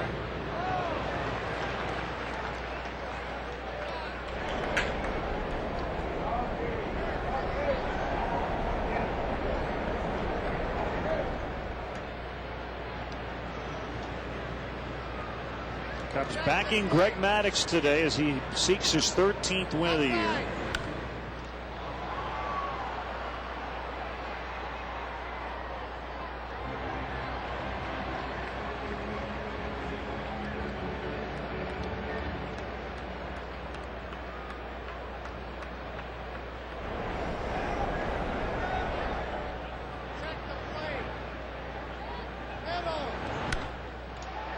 In the air to center. Routine out as Clark makes a catch. 2 more in the 5th. And the Cubs lead now stretched to 3. Do you have a dinosaur? No. Do you have a mummy? No. Do you have the space shuttle? No. What do you have? Well, we have a display of the local gopher in its natural habitat. That's not a gopher. Yeah, it is. Take them to a place that has it all. Fly Southwest Airlines from Chicago Midway to BWI Airport for just $89 one way. You are now free to move about the country. So what seems to be the problem? Well, I think he's in shock. What happened? Well, there's this promotion on his bottle of Coors Light, and he won 2 tickets to the Super Bowl. Super Bowl tickets? With this bottle? I see. Oh. Give me that bottle. Give me that bottle! Grab a Coors Light for your chance to win playoff tickets or even a trip to the Super Bowl. It's okay. I'm a doctor. There's nothing like being the first. To see something. To drive something no one else has. Introducing Pontiac's new release party. Be one of the first to experience our new releases. The most new models in our history. The Pontiac G6 sedan delivers an EPA estimated 34 highway miles per gallon. And with Pontiac's Total Value Promise, a G6 starts around $16,990 after cash back. See your Chicagoland, Northwest Indiana Pontiac dealer. Time now for the Pontiac Sports Night Update. Hi, I'm Dan Jiggins in the Comcast Sportsnet studios. With just 11 games remaining, the White Sox lead is down to just 2.5 games over the Indians in the AL Central. And last night, Cleveland's Travis Hafner hit a pair of homers as the Tribe beat the Sox 8-zip, taking 2 of 3 in the series on the South Side. We'll have that plus the latest on the Bears tonight on Sports Night at 6:30. Right now, let's send it back to Lynn and Bob. Guys? Yeah, thank you very much. It's 3-0. Greg Maddux has given up a couple of hits, but has looked very sharp here in the early going today. Yeah, he's got tremendous movement, especially on his sinker ball in this game so far. He's thrown some real good straight change-ups, and his command has been really good. I mean, he's missed the zone just a skosh on a few pitches, but has been able to make an adjustment, get it back to the point where Chuck Merriweather will give him the call on those borderline pitches. So the win today, the Cubs can get back to within half game of the Brewers for 3rd in this division.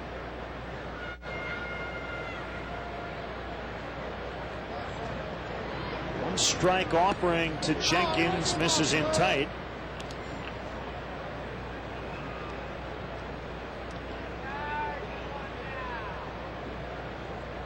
The Cubs technically are mathematically alive in the wild card race, but magic number down to 2.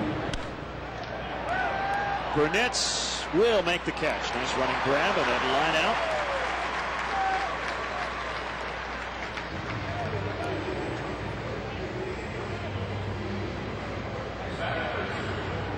So the Cubs right now 9 back of Houston.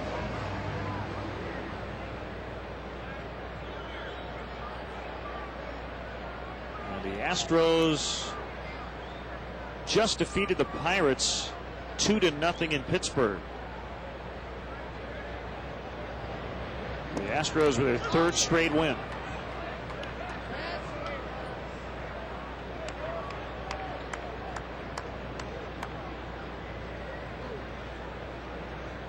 Houston began the day 2 up on the Phillies, 4 ahead of Florida. Right center off the bat of Bill Hall. And he'll get all the way to the wall.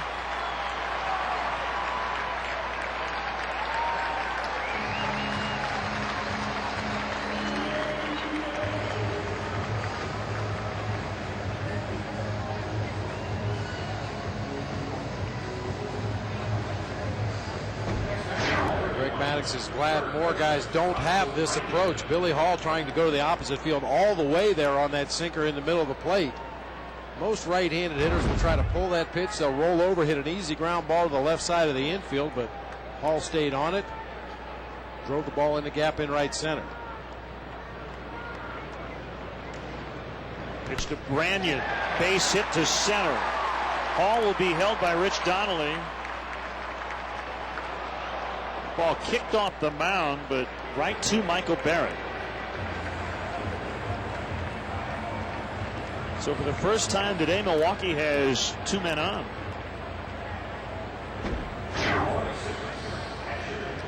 Branyan hits that ball off the end of the bat, but he's strong enough to muscle it out into center field. Corey's throw back into the infield. Hits the backside of the mound and shoots high in the air to Michael Barrett at the plate. And for the second time in 2 games, Derek Lee was very slow getting into his cutoff position. Not sure if he's nursing some kind of an injury, but that's a play that normally the first baseman comes over and would be the cutoff man positioned right there behind the mound.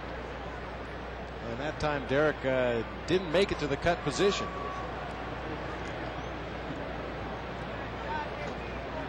Cubs want a double play here to get out of this inning. Hall at third, Branyan at first.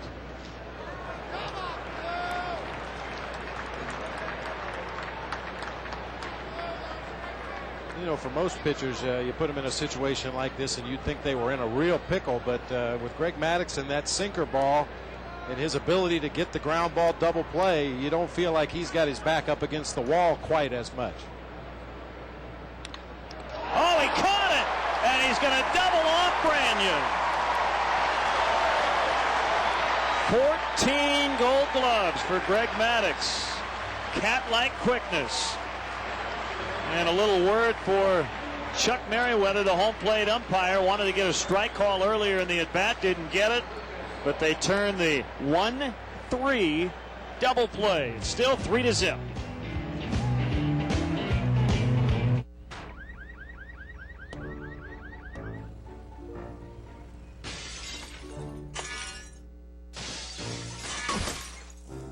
AmeriQuest believes that everyone has the potential to achieve great things. So when it's time to buy a home or refinance, call 1-800-AmeriQuest or go to AmeriQuest.com. AmeriQuest, proud sponsor of the American Dream and Major League Baseball.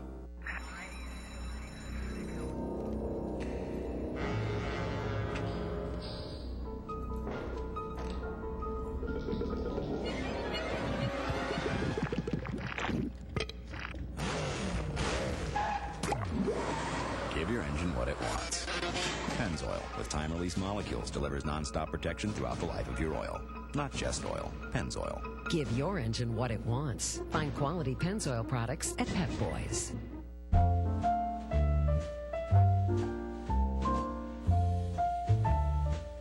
Some like things warm. Others cool. Which is why the Lexus ES is available with heated and ventilated front seats and dual-zone climate control. So at least in one place, everyone is guaranteed to feel comfortable. At your Chicago area Lexus dealer. Gail Fisher alongside Carrie Sayers coming up tonight at 6:30. We'll have a live preview of the White Sox-Indians series finale. Plus, we'll hear from the Bears as they prepare for the Bengals. It's all tonight at 6:30. Don't pass up your opportunity to experience a Cubs game from one of the official rooftop partners across the street from Wrigley Field. For information, visit ballparkrooftops.com. We've been talking about Greg Maddux and his mantle full of gold gloves all afternoon. Here's why. Able to snare that line drive. Plenty of time to toss onto first base for the double play to get him out of the inning. And then a little chat with home plate umpire Chuck Merriweather on his way back to the dugout. You know, knowing Greg Maddux, he's probably saying, hey, you called that pitch for me back in 2001, that Tuesday afternoon game against the Expos. You remember that 2-2 pitch I put right on the corner? You gave it to me back then. What's the deal? Well, I just like to see a pitcher talk to the umpire like that. Not yell and scream, not show him up, but make your point. Yeah, there's respect there. Jenkins leaps and makes a catch. Not an easy play.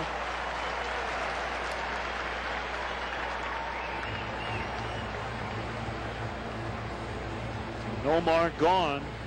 Burnett's coming out. Nomar continuing to drive that ball with authority to the opposite field. That time Jenkins able to run it down, but Nomar's had some success in this series going to that gap in right center field.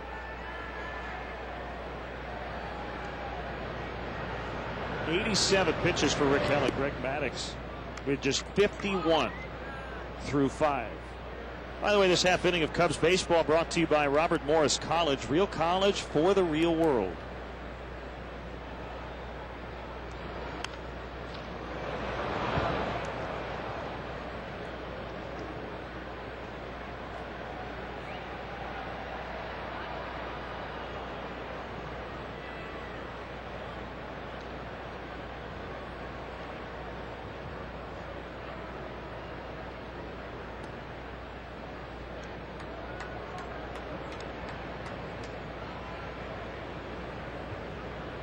Cubs second in the league in home runs with 186. Burnett has contributed 23.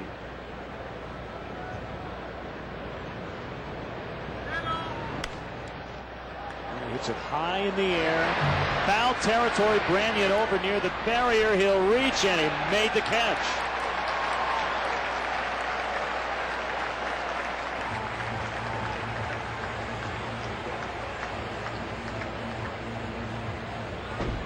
Apparently a bunch of Brewer fans over there in the front row. If they were Cub fans, you'd figure they'd reach up there and grab that ball before Branyan had an opportunity. That gentleman tried to make a catch, but Branyan comes away with the ball. He says, I know I should have put my pass seats right there.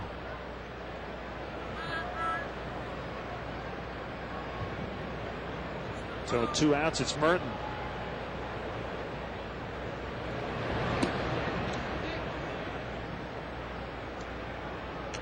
Will participate in the Arizona Fall League. With a few extra at bats. First time around with the Cubs, he didn't play all that much. Certainly didn't start every day.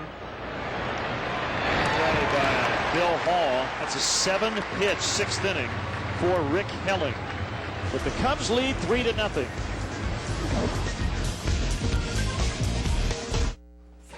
Have a good day. See you tonight. Okay.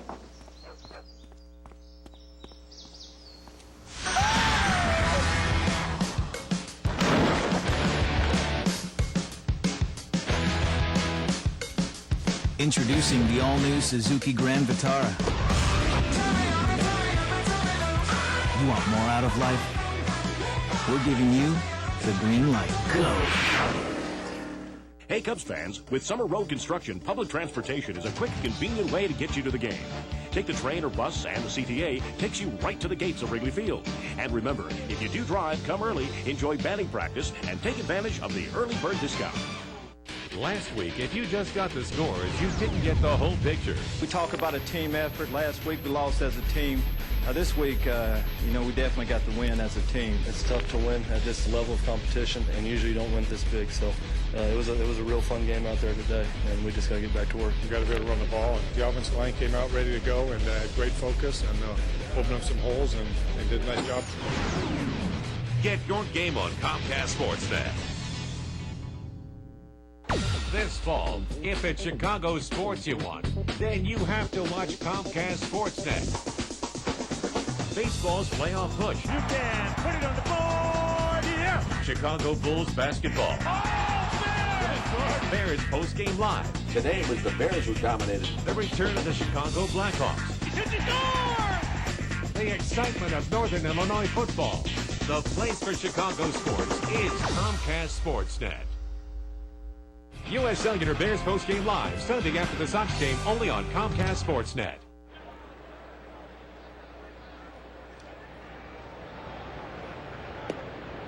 Trent Durrington is pinch hitting for Rick Helling.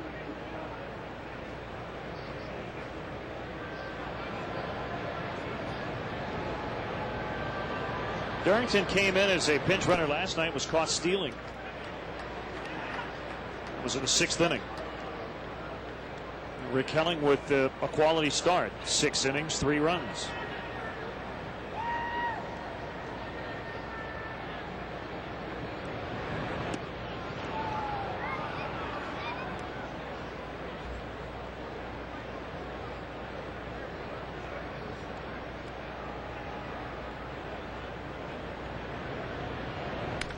Ground ball. Omar backed up a half step over to Lee. 1 out.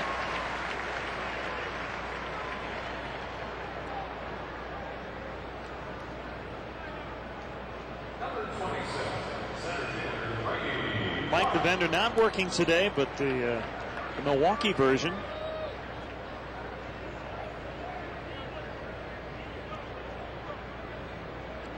Our guy's a lot better looking and obviously in a lot better shape. Yeah, I was going to say, I mean, making the comparison as far as what he's selling, the souvenirs, foam #1 hands.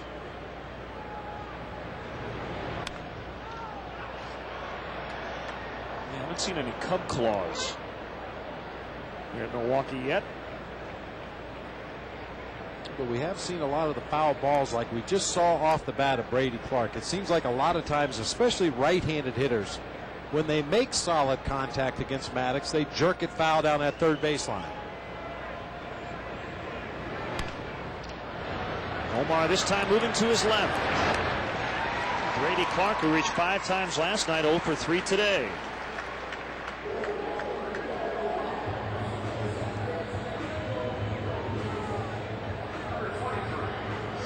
Right-hander Kane Davis is up in the Milwaukee pen, beyond the left center field wall. Top 4 guys in the Brewers order right now, a combined 0 for 9 against Greg Maddux today.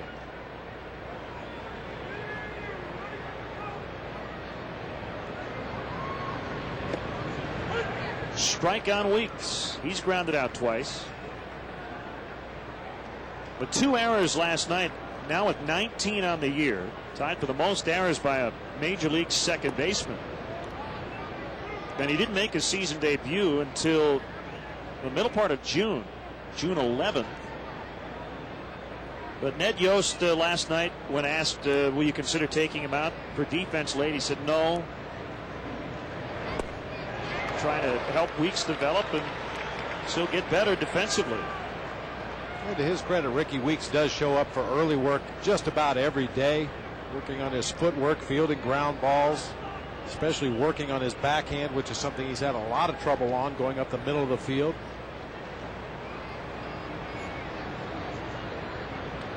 1-2 from Maddux. Popped up behind first. Lee backpedaling. He has it. And Greg Maddux with his 3rd perfect inning out of 6 here today, shutting out Milwaukee. It's 3-0.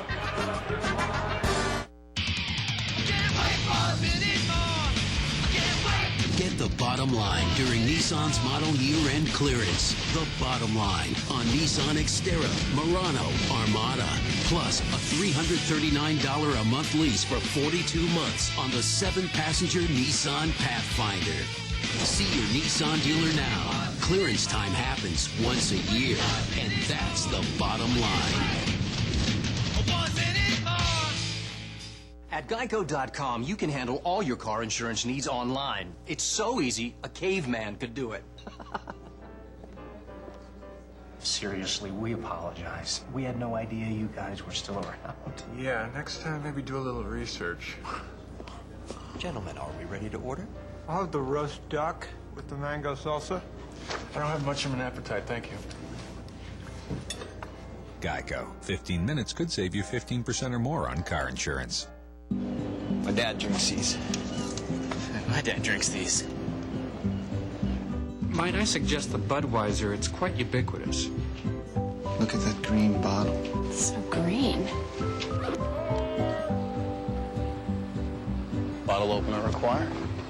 Nice. This beer's hard to pronounce. Don't you love that? Maybe it's time to pick your beer for the right reasons. Golden rich flavor that goes down smooth. Miller. Good call. Tonight, it's time to drop the puck in Minnesota as the new look Blackhawks continue to tune up for the regular season when they hit the ice for a preseason tilt with the Wild. Blackhawks Wild tonight at 7. Get your game on Comcast Sportsnet Plus. Start, but Italian has the early lead. The sausage race inside. On the and outside, working the Italian harder, maybe not smarter. Nowhere It's near Polish the actual number 2, track, kind of Bratwurst number taking 1. a shortcut. Hot dog has fallen off the map. Look at this. So the Italian won Italian by is about first. 10 casings, as they would say here, They're but they moving gave it to the finish Brock. line. The Italian was He wins. DQ'd. And I say number 1. Bratwurst is the winner because Italian ran out of the track. Good call, partner. I play bratwurst just about every day. Of course, I eat a bratwurst just about every day. I'm here as well. And a couple today. We're in the 7th, and right-hander Kane Davis, he is on the pitch.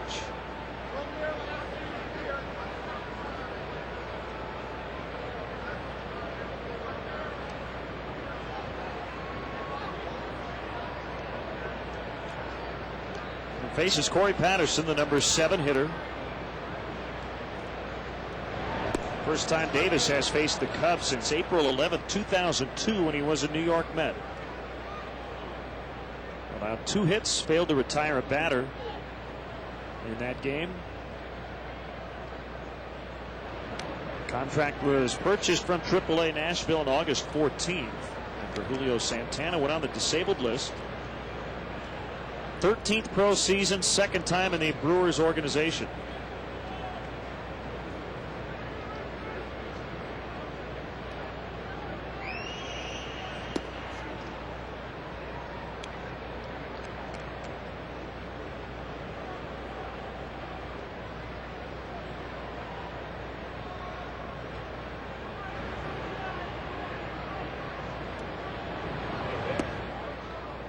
Pretty close.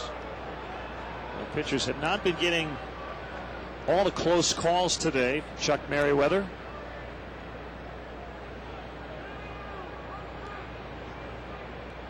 Even though Greg Maddux hasn't gotten a couple of calls he wishes he could have, he still is shutting out Milwaukee. Patterson strikes out for the 2nd time today. Yeah, really the only effect it's had on Maddux is to inflate his pitch count a little bit more than it should be. Even when he has not gotten the calls he wanted, he's been able to come back and make quality pitches and continue to get outs.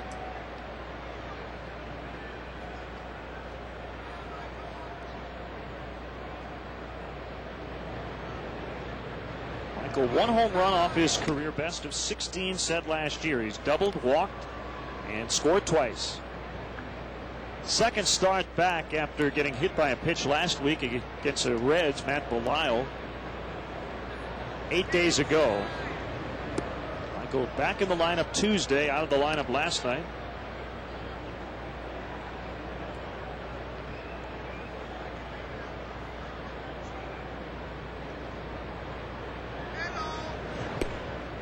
Well, the reports out of St. Petersburg, Florida, that Lou Piniella will not be back managing the Devil Rays next year. That he'll get a buyout.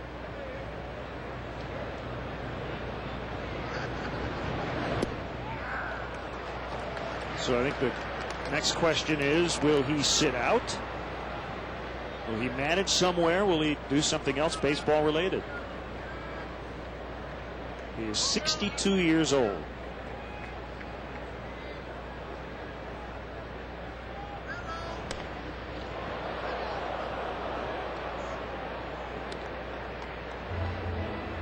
Talking to some people over the last couple of weeks who are close to Jim Leland, they feel that it's a foregone conclusion that he's going to be back in a manager's seat next year. It's just a question of where. Has expressed his desire to get back onto the field. So a couple of veteran managers will probably be available on the free agent market.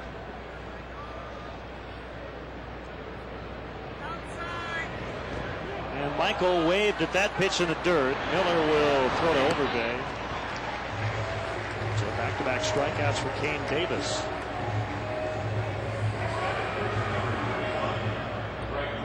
And you and I always like to keep tabs on Ricky Henderson. The story out of the Bay Area that Billy Beane says he will possibly consider a one-day only contract if Ricky Henderson were interested in retiring, coming back for one day as an A, and then hanging it up. But of course, Ricky played in an independent league this year. Not so sure he is done. He's 46. He had a .456 on base percentage with the San Diego Surf Dogs. Dude. Clark with the catch, and the inning is over. They'll stretch here in Milwaukee. It's 3-0 Cubs. We started it, we're ending it. September 30th is your absolute last day to get Chevy employee pricing for everyone on most 05 vehicles. Like 9 models that can get an estimated 30 or better highway miles per gallon. And the most dependable, longest-lasting trucks on the road. Now use employee pricing to get a 2005 Chevy Malibu sedan for under $15,700. See your Chicagoland and Northwest Indiana Chevy dealers. What I seek every single day is perfection. I want you to guess how many checks we process each day. Try more than 40 million, more than any other company in America. But what's truly impressive is the accuracy with which we take care of them. I'm Lance Drummond, I'm a banker, and I'm proud to be part of Bank of America. If you weren't a perfectionist, you couldn't do this job. One error in a million is simply unacceptable. So at Bank of America, we customize our own equipment. We engineer our own software, create our own quality control systems. To us, this is like an assembly line that is mission critical, meaning 0 defects. This isn't about processing nearly 11 billion checks a year flawlessly. It's a matter of accurately handling one single check and then repeating it 11 billion times. Bank of America. Higher standards. The Arby's Mix-A-Melt. Any combination of 5 Arby's melts and ham and Swiss melts for only $5.95. It's such a great deal, it'll have you saying, I'm thinking Arby's. After the game, stick around for Cubs Post-Game Live, presented by Joe's Crab Shack. Get highlights of all the action, plus analysis from Dan Plesac. Don't miss Cubs Post-Game Live immediately following the game right here on Comcast Sportsnet. Leave Dan back in the studio today. Had a tough time getting out of Milwaukee last night with all the autograph seekers. It was chaos, utter chaos. Dan Plesac in the house last night. The fans were going crazy.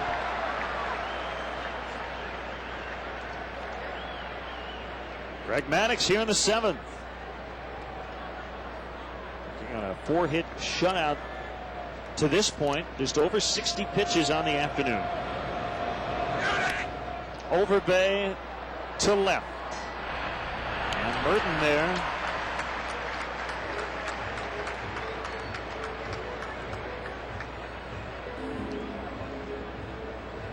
Well, thus far, this latest trend of 2 wins, 2 losses, 2 wins, 2 losses. Playing true to form, Greg Maddux lost his last 2 starts. But with a late lead here today.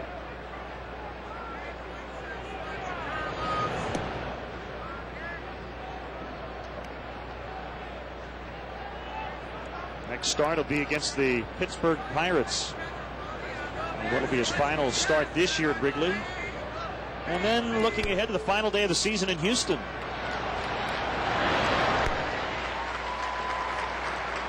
So the first 3 times through the order, the top 4 guys in the Brewers order hitless.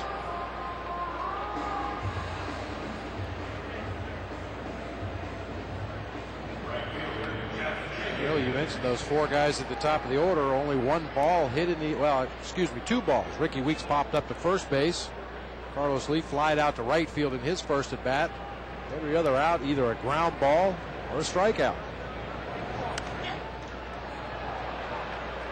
Nomar, Nafee, Matt Merton, and it's a shortstop making the catch in foul territory. 5 pitches to get through that inning for Greg Maddux. He is cruising along here today.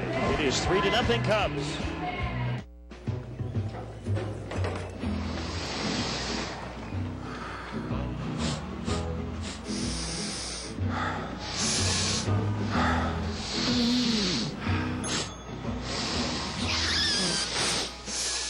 Ah, that new destination smell.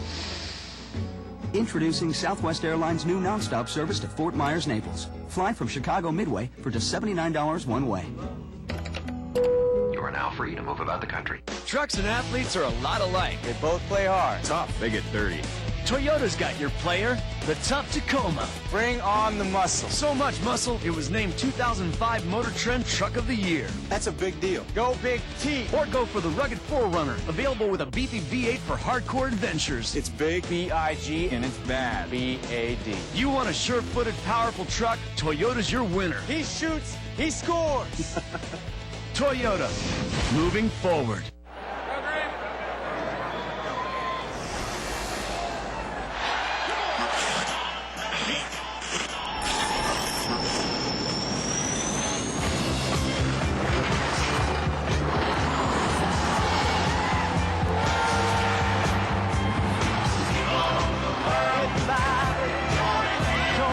Starts out cold, ends up refreshing. Coors Light, official beer sponsor of the NFL. Tonight, Blackhawks hockey debuts on Comcast Sportsnet. The new-look Hawks continue to gear up for the regular season when they head to Minnesota for a preseason clash with the Wild. Hawks and the Wild tonight at 7 on Comcast Sportsnet Plus. Well, Greg Maddux has been so efficient today. 66 pitches to get through 7 innings. His team leads by 3. Biggest crowd of this series, 31,137. Just over 30,000 for each of the first 2 games.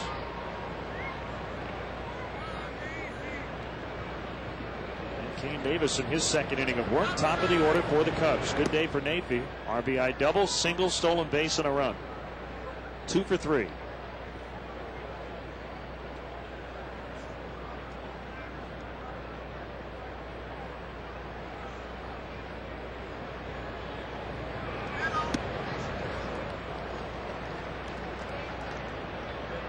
Tomorrow afternoon, 2:21 pitch at Wrigley. Left-handers Wandy Rodriguez against Glendon Rush.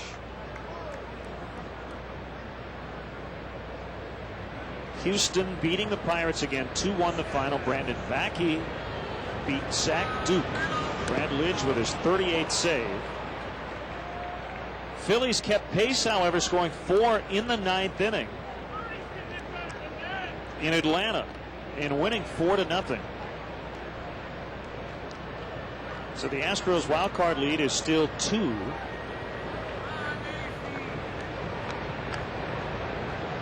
Shane Victorino with a 3-run homer. Tim Hudson in the 9th inning.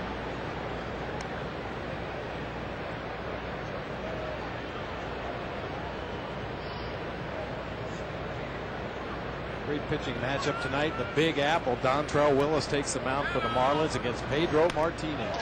And that one tomahawked the other way. Sanaphi with 3 hits.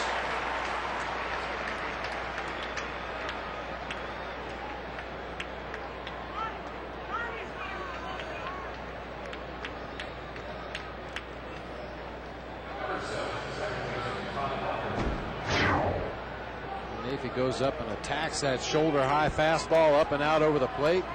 Tomahawks it into left field, as you said.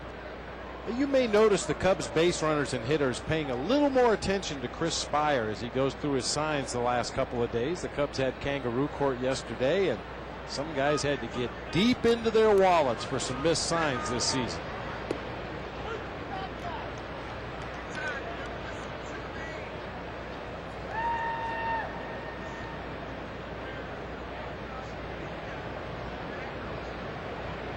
Phillies Braves game, Jimmy Rollins extended his hitting streak to 27.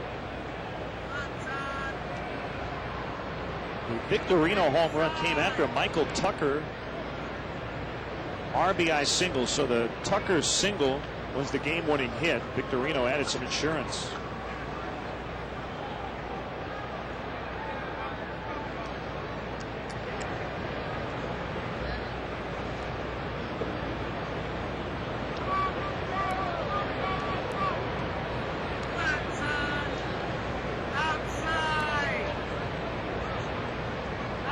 Pause by Davis, and Walker wants time, and he gets it from Chuck Merriweather. Well, Jimmy Rollins, a guy that's really blossomed there in Philadelphia. His former manager Larry Boa, being a former shortstop himself, was especially tough on the youngster, and Rollins seemed to chafe underneath the constant criticism, but under the new laid-back management of the Phillies, he's really come into his own this year.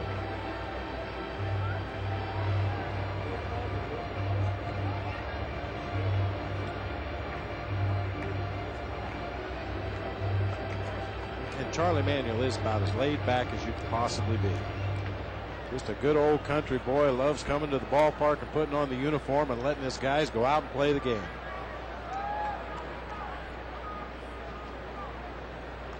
Outside shot for the Phillies in their own division, but they are 4 back after beating the division leaders, the Braves.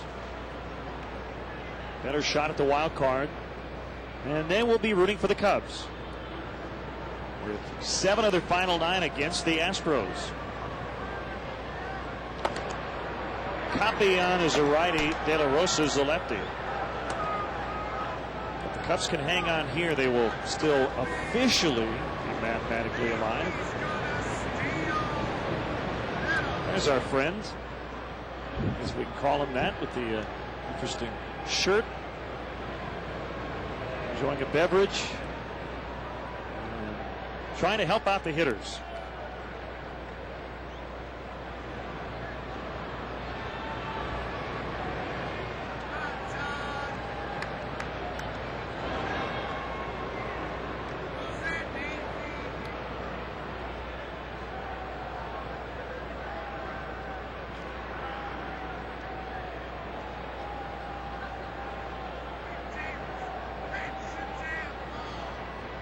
Two and 1 on Walker.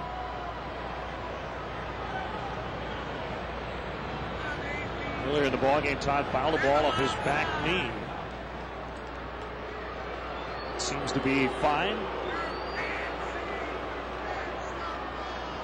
And flying to deep center to end that at bat. Hit a sac fly to right in his last at bat. Nathy's running. It's fouled back.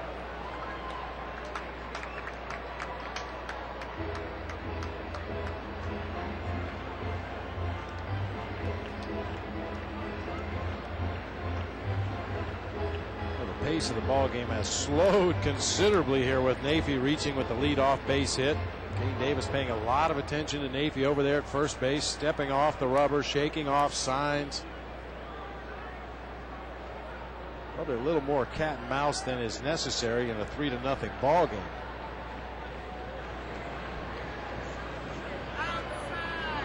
Not running, and it's fouled away left side. Got an email from Carol and Dave Bradstreet. Lifelong Cub fans, and well, she's a lifelong Cub fan. Her husband's from England. They watch all the Cubs games whenever they can. They live in Illinois now. They have a son who still lives in England, follows and watches the games just about every day.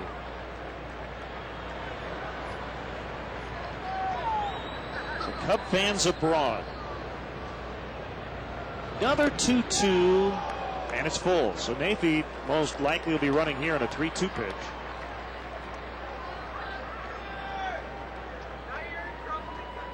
It's a pretty safe bet to send the runner with Todd Walker at the plate. He's only struck out 40 times on the season in just under 400 at bats. So you can be pretty confident he's going to make contact to protect that runner.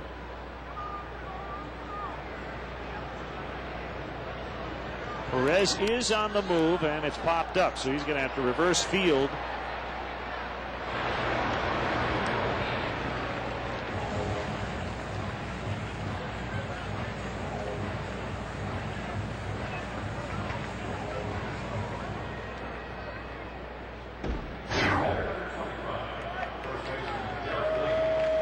almost all the way to second base. Sees that ball in the air, has to hustle back. Fortunately, it's an extremely high pop-up hit to the right side of the infield. He's got plenty of time to get back.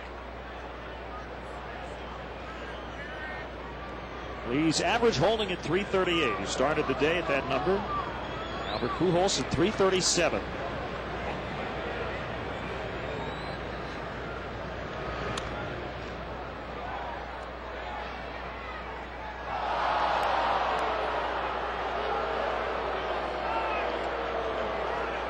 The other single season Cubs record for first baseman that Derek Lee has a shot at, hits. He has 190 hits. Bill Buckner in 82 at 201. Last Cub overall to have 200 hits. Ryan Sandberg in 84. He had 200 right on the button.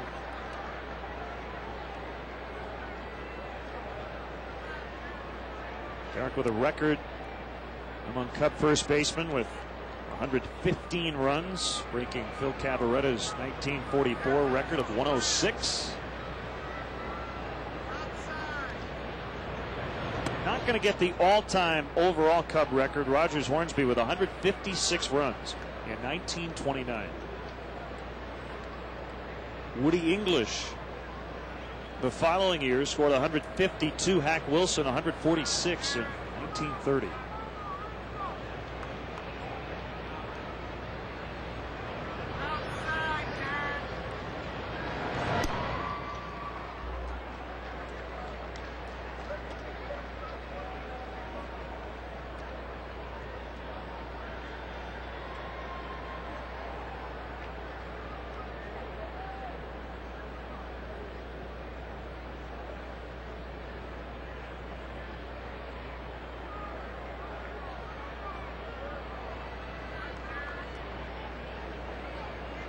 Two and two on Lee. Perez still at first. The pitch stays alive.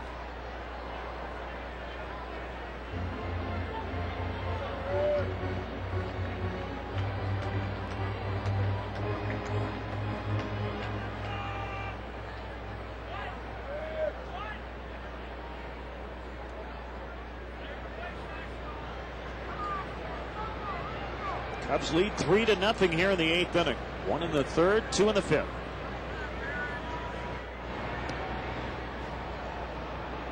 It's fun to look at all these single season leaders by position, and well, a lot of them are right around 1929, 1930. Kai Kyler with all kinds of big numbers. 1929 at 360 out in right field. Scored 155 runs in 1930. Had 228 hits. Perez running, swing and a miss. Strike him out. Throw him out. Double play. Inning is over. Nafee caught for the 4th time this year. And the Brewers will bat in the bottom of the 8th. It's 3-0 Cubs.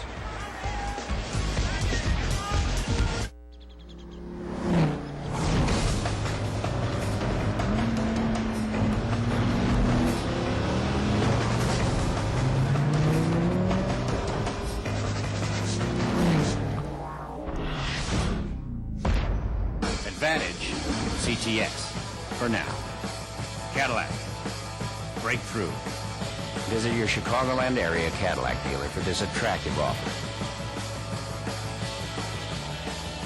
He's enough shooting. He scores! Hawks win! Hawks win! New rules. Now here's the Sunday score! New faces. New home. A new era in Blackhawks hockey is here. The golden ball comes up big, moving it alone. He shoots, he scores! More Hawks games, more Hawks news, more Hawks passion. Starts October 11th only on Comcast Sportsnet. Comcast Sportsnet starts off an action-packed weekend Friday night at 7 as the White Sox host the Minnesota Twins on the south side. Saturday at 1, the Cubs take on the Astros at Wrigley. Sunday at 2, the series wraps up as the Southsiders square off with the Twins again. After the game, get a complete recap of the Bears and Bengals on U.S. Cellular Bears postgame live. It's an action-packed weekend only on Comcast Sportsnet. Time now for the Cadillac Sports Night Update. Hi, I'm Dan Jiggins in the Comcast Sportsnet studios. The White Sox start a 4-game set against the Twins this evening at U.S. Cellular Field. Brandon McCarthy will get the start for the Sox. He'll be facing Minnesota's Johan Santana. The Sox currently have a 2.5-game lead over the Indians in the AL Central. We'll have that and more coming up tonight on Sports Night at 6:30. Right now, let's send it back out to Lynn and Bob. Thank you, Dan. Bottom 8. Greg Maddux, ball 1 on Bill Hall. First pitch strikes to 17 of the first 24 hitters here today for Maddux. He's only gone to 3-2 one time. There's a couple of strikeouts and no walks. And that's pitch number 69, and we're in the 8th inning. Good stuff from Maddux today. As good as Greg Maddux has been up to this point in the ball game, you really get the feeling if anybody gets on base here for the Brewers. Not going to happen here, as that's just foul. May see some activity in that Cubs bullpen. Greg Maddux has had some starts lately where he's been cruising along, seemingly totally in control of the ball game, and then suddenly the wheels come off quickly. It's been usually on those hot, humid afternoons where he seems to run out of gas a little bit. A much more comfortable day today. A little bit of humidity, but very reasonable temperature. Should be a good day to pitch. He deals on a 2-2, and it's fouled back.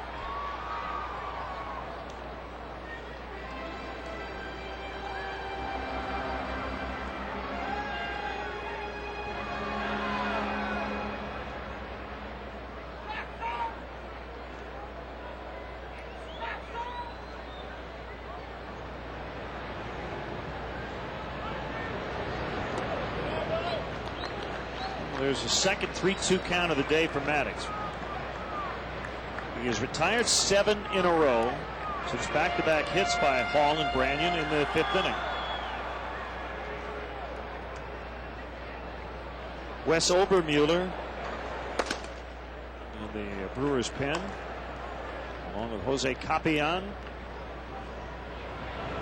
Swing and a miss. He struck him out. Career strikeout number 3,043 for Greg Maddux. It's that change-up grip that we saw earlier in the ball game. Look at the downward movement on that pitch. Sells it with that great arm speed out there on the mound. Billy Hall thinks he sees a fastball, reacts to what he thinks he sees, and then the bottom just falls out of that pitch, and the hitter is way out in front.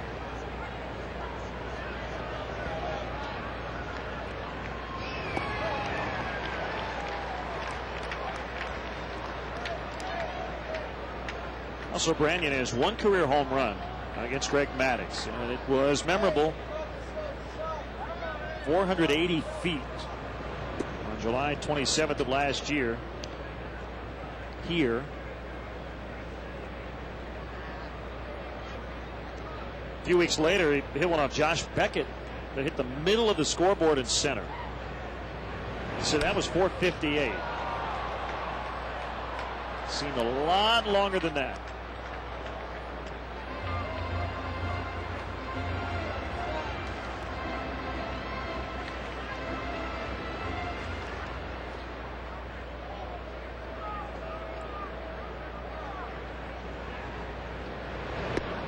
Called strike 3.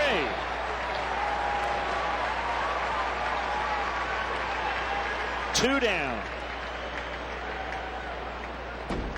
They have videotape of Greg Maddux in Cooperstown. This is the pitch they ought to put in there. An off the body sinker, starts it just off the plate inside. Watch Branyan freeze when he sees that pitch inside. Then it just tails back across the corner. Nothing he can do about it. Damian Miller. And he's thrown out by Nomar. 3 consecutive 1-2-3 innings. 10 in a row sent down by Maddux to the 9th, 3-0. A quick download on the new Hyundai Tucson. Loaded with features inside and out, like standard side impact and side curtain airbags, and standard electronic stability control with traction control. Tucson is the winner of Strategic Vision's 2005 Total Quality Award. And that award-winning quality lets us offer America's best warranty. 10 years, 100,000 miles. The uniquely flexible feature-packed Hyundai Tucson. Nicely equipped at $17,094 at Hyundai. Get a 2005 Hyundai Tucson with up to $1,000 cash back at your local Hyundai dealer. Basically helpless. The wind was howling. The storm rolls in. My little boys were awful scared. A swath of it, at least 40 miles. And that's when the hail began to fall. Sounded like a train with bam, bam, bam. Pretty good sized dents. Didn't even try to count how many there were. There was a message from Barb. Barb Cadu, my agent, she was checking on all of her customers to see how they had fared with the storm. I wanted my clients to feel at peace. Barb actually called me first. Country Insurance and Financial Services. The Ford Family Plan ends October 3rd and will not be extended. And during these final days, you get an extra $1,000 in clearance cash. Only through October 3rd, you pay the same low prices Ford employees pay on many new Ford cars, trucks, and sport utilities. Plus, get all factory rebates. Plus, get an extra $1,000 in clearance cash. This is your last chance to take advantage of low employee pricing. Plus, all factory rebates, plus an extra $1,000 in clearance cash. So get to your local Ford store today. This offer ends October 3rd and will not be extended. Get ready for an exciting Cubs finish. Brought to you by New Finish Car Polish and the #1 rated scratch remover, Scratch Doctor. Here's the Feltco upcoming schedule. The season is winding down. Back home, 5-game homestand that will finish the Wrigley portion of the schedule.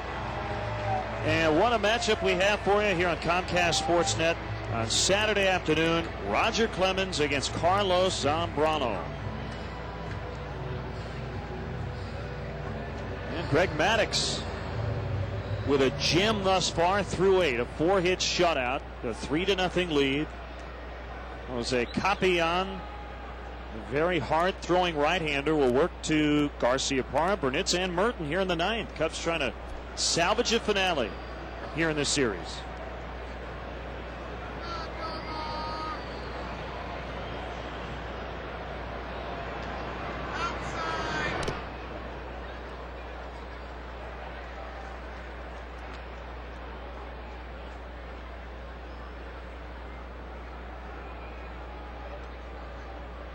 Capian recalled from AAA in mid-August. Got him from Atlanta in the Dan Cole deal back in December.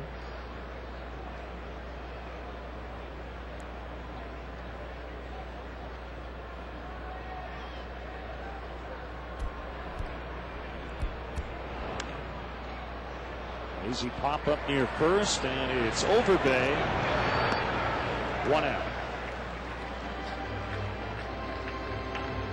That would seem to be a good idea when you're making trades with the Braves to try to raid their young pitchers in the minor league system, but the Braves rarely miss. If they target a guy as a potential big league pitcher, they usually continue to develop him and get him to the major league level. If they see something that they don't like in his delivery or his medical history or his makeup, those are the guys you're more likely to get from the Atlanta Braves. They rarely miss with pitchers.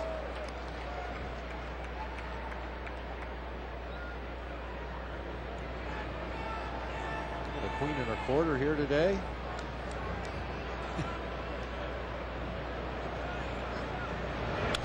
And Burnitz to center, but Clark is there to make the catch.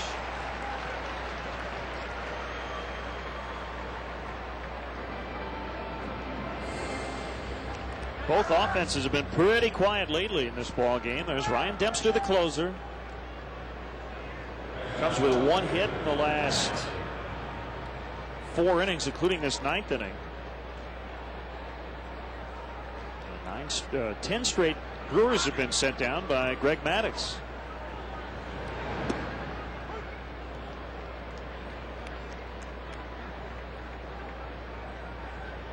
One of the things Matt was telling me about the Arizona Fall League that he's excited about, Bon Joshua, his hitting coach at AA, will be his hitting coach in Mesa.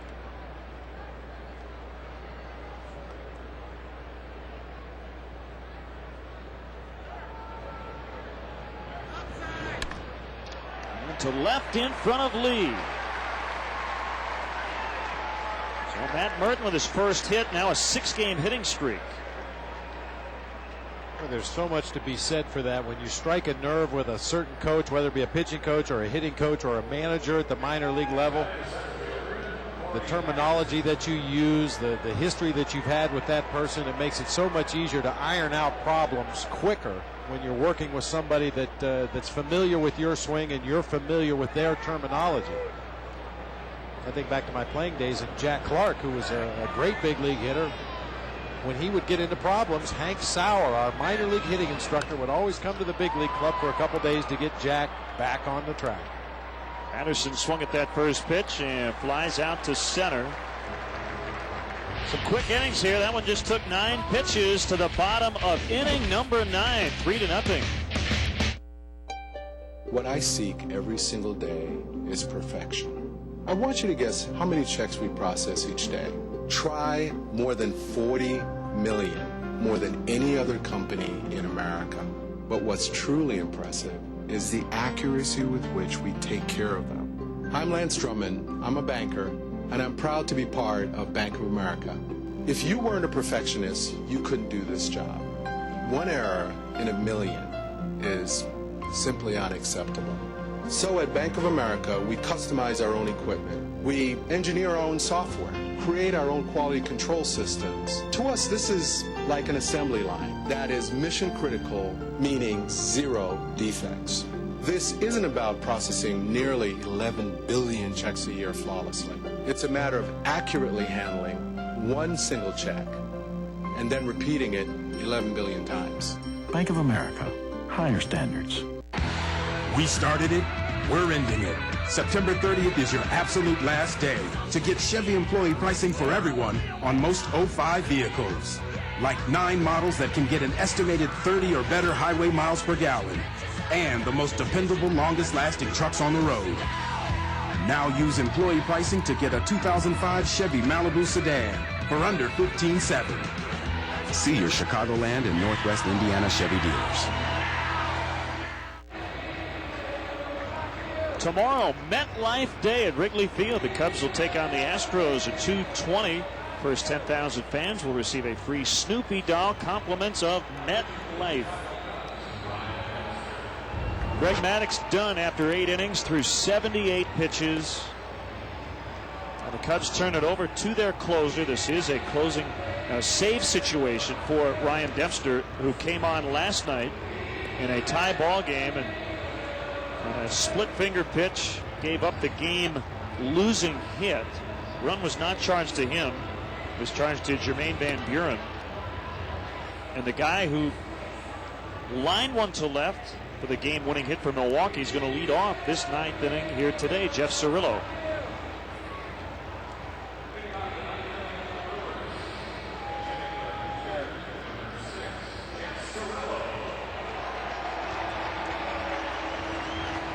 Before last night, Cirillo had 19 pinch hit at-bats, only 3 base hits. He was able to come up with that big knock in the game last night, however, and try to lead it off here for Ned Yost in the 9th inning. Cirillo's one of those hitters, he'll tell you just by his approach at the plate whether he's swinging the bat well or not. When he's swinging well, he waits a long time on the ball, immediately recognizes the rotation on the pitch and knows whether it's something he wants to attack or not. When he's going shaky, he tends to jump at the ball, gets out in front, a lot of check swings, a lot of half swings, and last night he was locked in. He was locked in here, but Napey on the short hop will lollipop it over to Lee. Cirillo hit it hard, but right at Napey.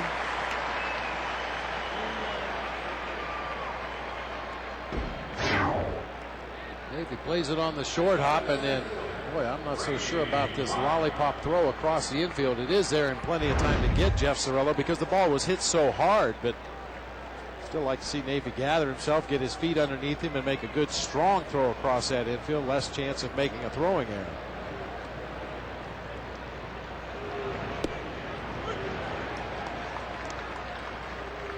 Very similar performance today for Greg Maddux to the one he had at Florida right at the end of the first half in a 9-2 win. He went 8 innings that day, 4 runs, 3 strikeouts, no walks,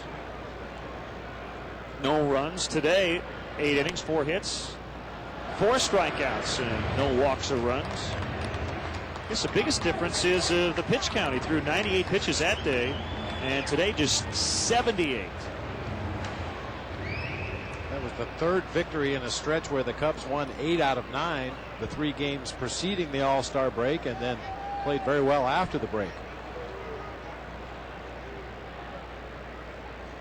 Maddox trying to get his 12th win against Milwaukee in his career, and get to within 2 of 15 this year. He would get back to 500 at 13-13. But right now up to Ryan Dempster to get the final 2 outs.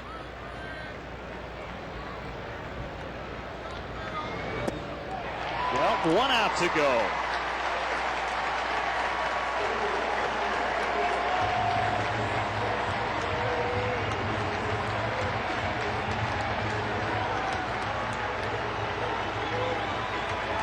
This is exactly the kind of performance the Cubs needed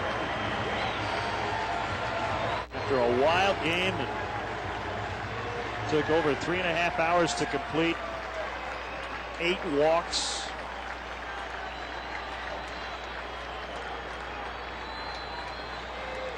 No walks today.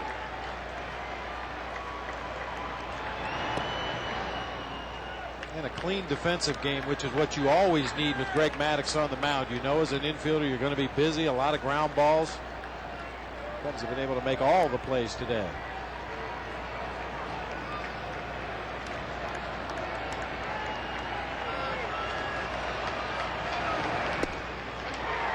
Just enough timely hits.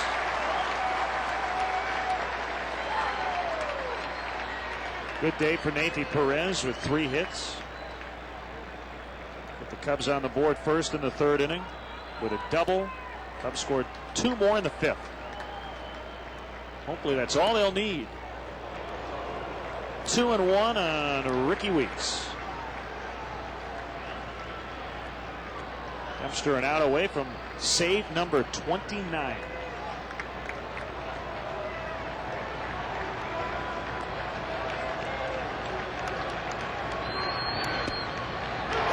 Now 1 strike away.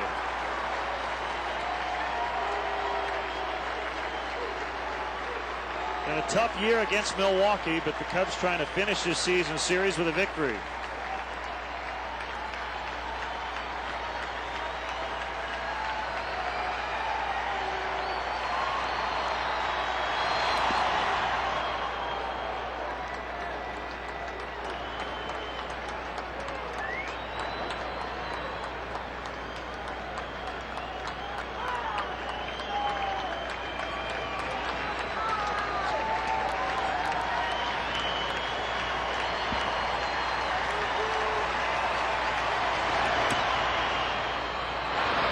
Producer of Cubs baseball and Comcast Sportsnet, Bob Albrecht. Our director is Dave Turner. Our associate producer, Tamara Anderson. Our stage manager, Christine Charbonneau. Our production manager, Jim Corno Jr. Great work by our crew here in Milwaukee.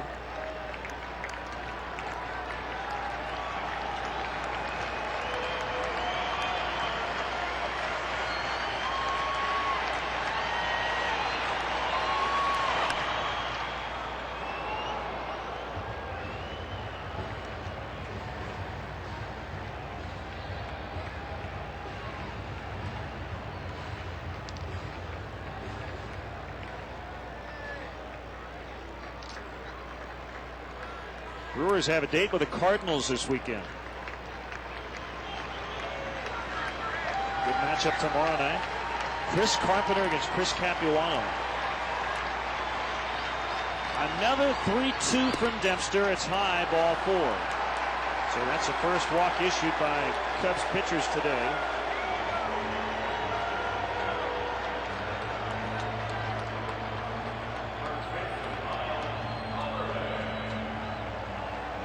Goes without saying, this is as far as you'd like the game to go, with Carlos Lee lurking in that on deck circle over there. The biggest supply of power that the Brewers have in the middle of their lineup, and then Jeff Jenkins after him. You'd like to end the ball game right here.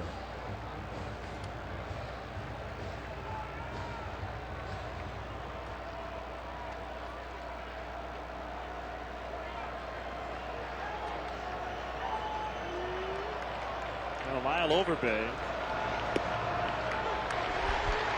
has faced Ryan Dempster before, with no official at bats. He has walked 4 times, once intentionally. Runner on the move, and the Cubs aren't worried about Ricky Weeks. And will not get a stolen base.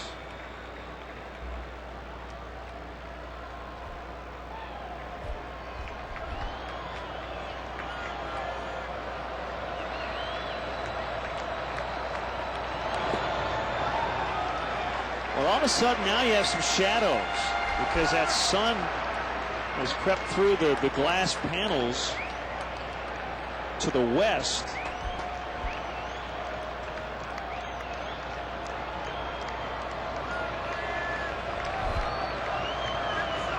And the plate both in the sun. Nice backhanded play by Nomar. All kinds of time. And the Cubs beat the Brewers 3-0. Greg Maddux with his 13th win.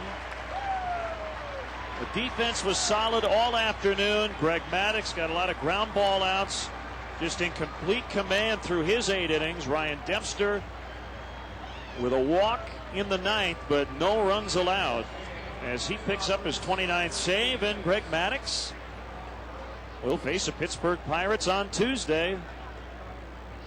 Needs 2 wins to get to 15 for the 18th consecutive year. Nice play by Nomar on this screamer off the bat of Lyle Overbay, a left-handed hitter. That ball is always going to spin a little differently down there at third, but Nomar stays with it, gets the last out of the game, and Ryan Dempster's digging it. So Greg Maddux now 12-3 with a 2.17 career earned run average against Milwaukee's 2-1 this year. And Greg Maddux is our Hyundai player of the game. This one out, does what he does best, carve up that strike zone. Everything moving. Had a really good changeup working today. Got some strikeouts on that pitch. Little 1-3 double play. Caught the liner back to the mound. Threw on to Derek Lee to double him up. Getting out of a jam right there. So the final, the Cubs 3, the Brewers 0. Let's send it back to our Comcast Sportsnet studios where Dan Jiggets is standing by. All right, thanks a lot, guys. Now coming up with Chicago Tribune Live at 5:30. We'll have much more in today's Cubs game. Plus, we'll go live to the South Side where the Sox are getting ready to start the weekend series with the Twins. Now, last night the Sox lost 8-0 to the Indians, reducing their lead in the division to just 2.5 games. And we'll visit with Illinois head coach Ron Zook as the Fighting Illini get set to host Michigan State on Saturday in the Big Ten opener. Plus, we'll have the latest on the Bears when they radio play-by-play host Jeff Joniak joins us. That all coming up in Chicago Tribune Live. Right now, let's send it back out to Lynn and Bob, guys. All right, Dan, thank you very much. Season series is over. The Cubs finished 7-9 against Milwaukee, 4-2 at home, 3-7 here in Milwaukee, and they lead the all-time series 62-61. So back home for a 5-game homestand to close out the Wrigley portion of the schedule. And for Bob Brentley and our entire crew, Len Casper is saying goodbye from Miller Park. Final score today, the Cubs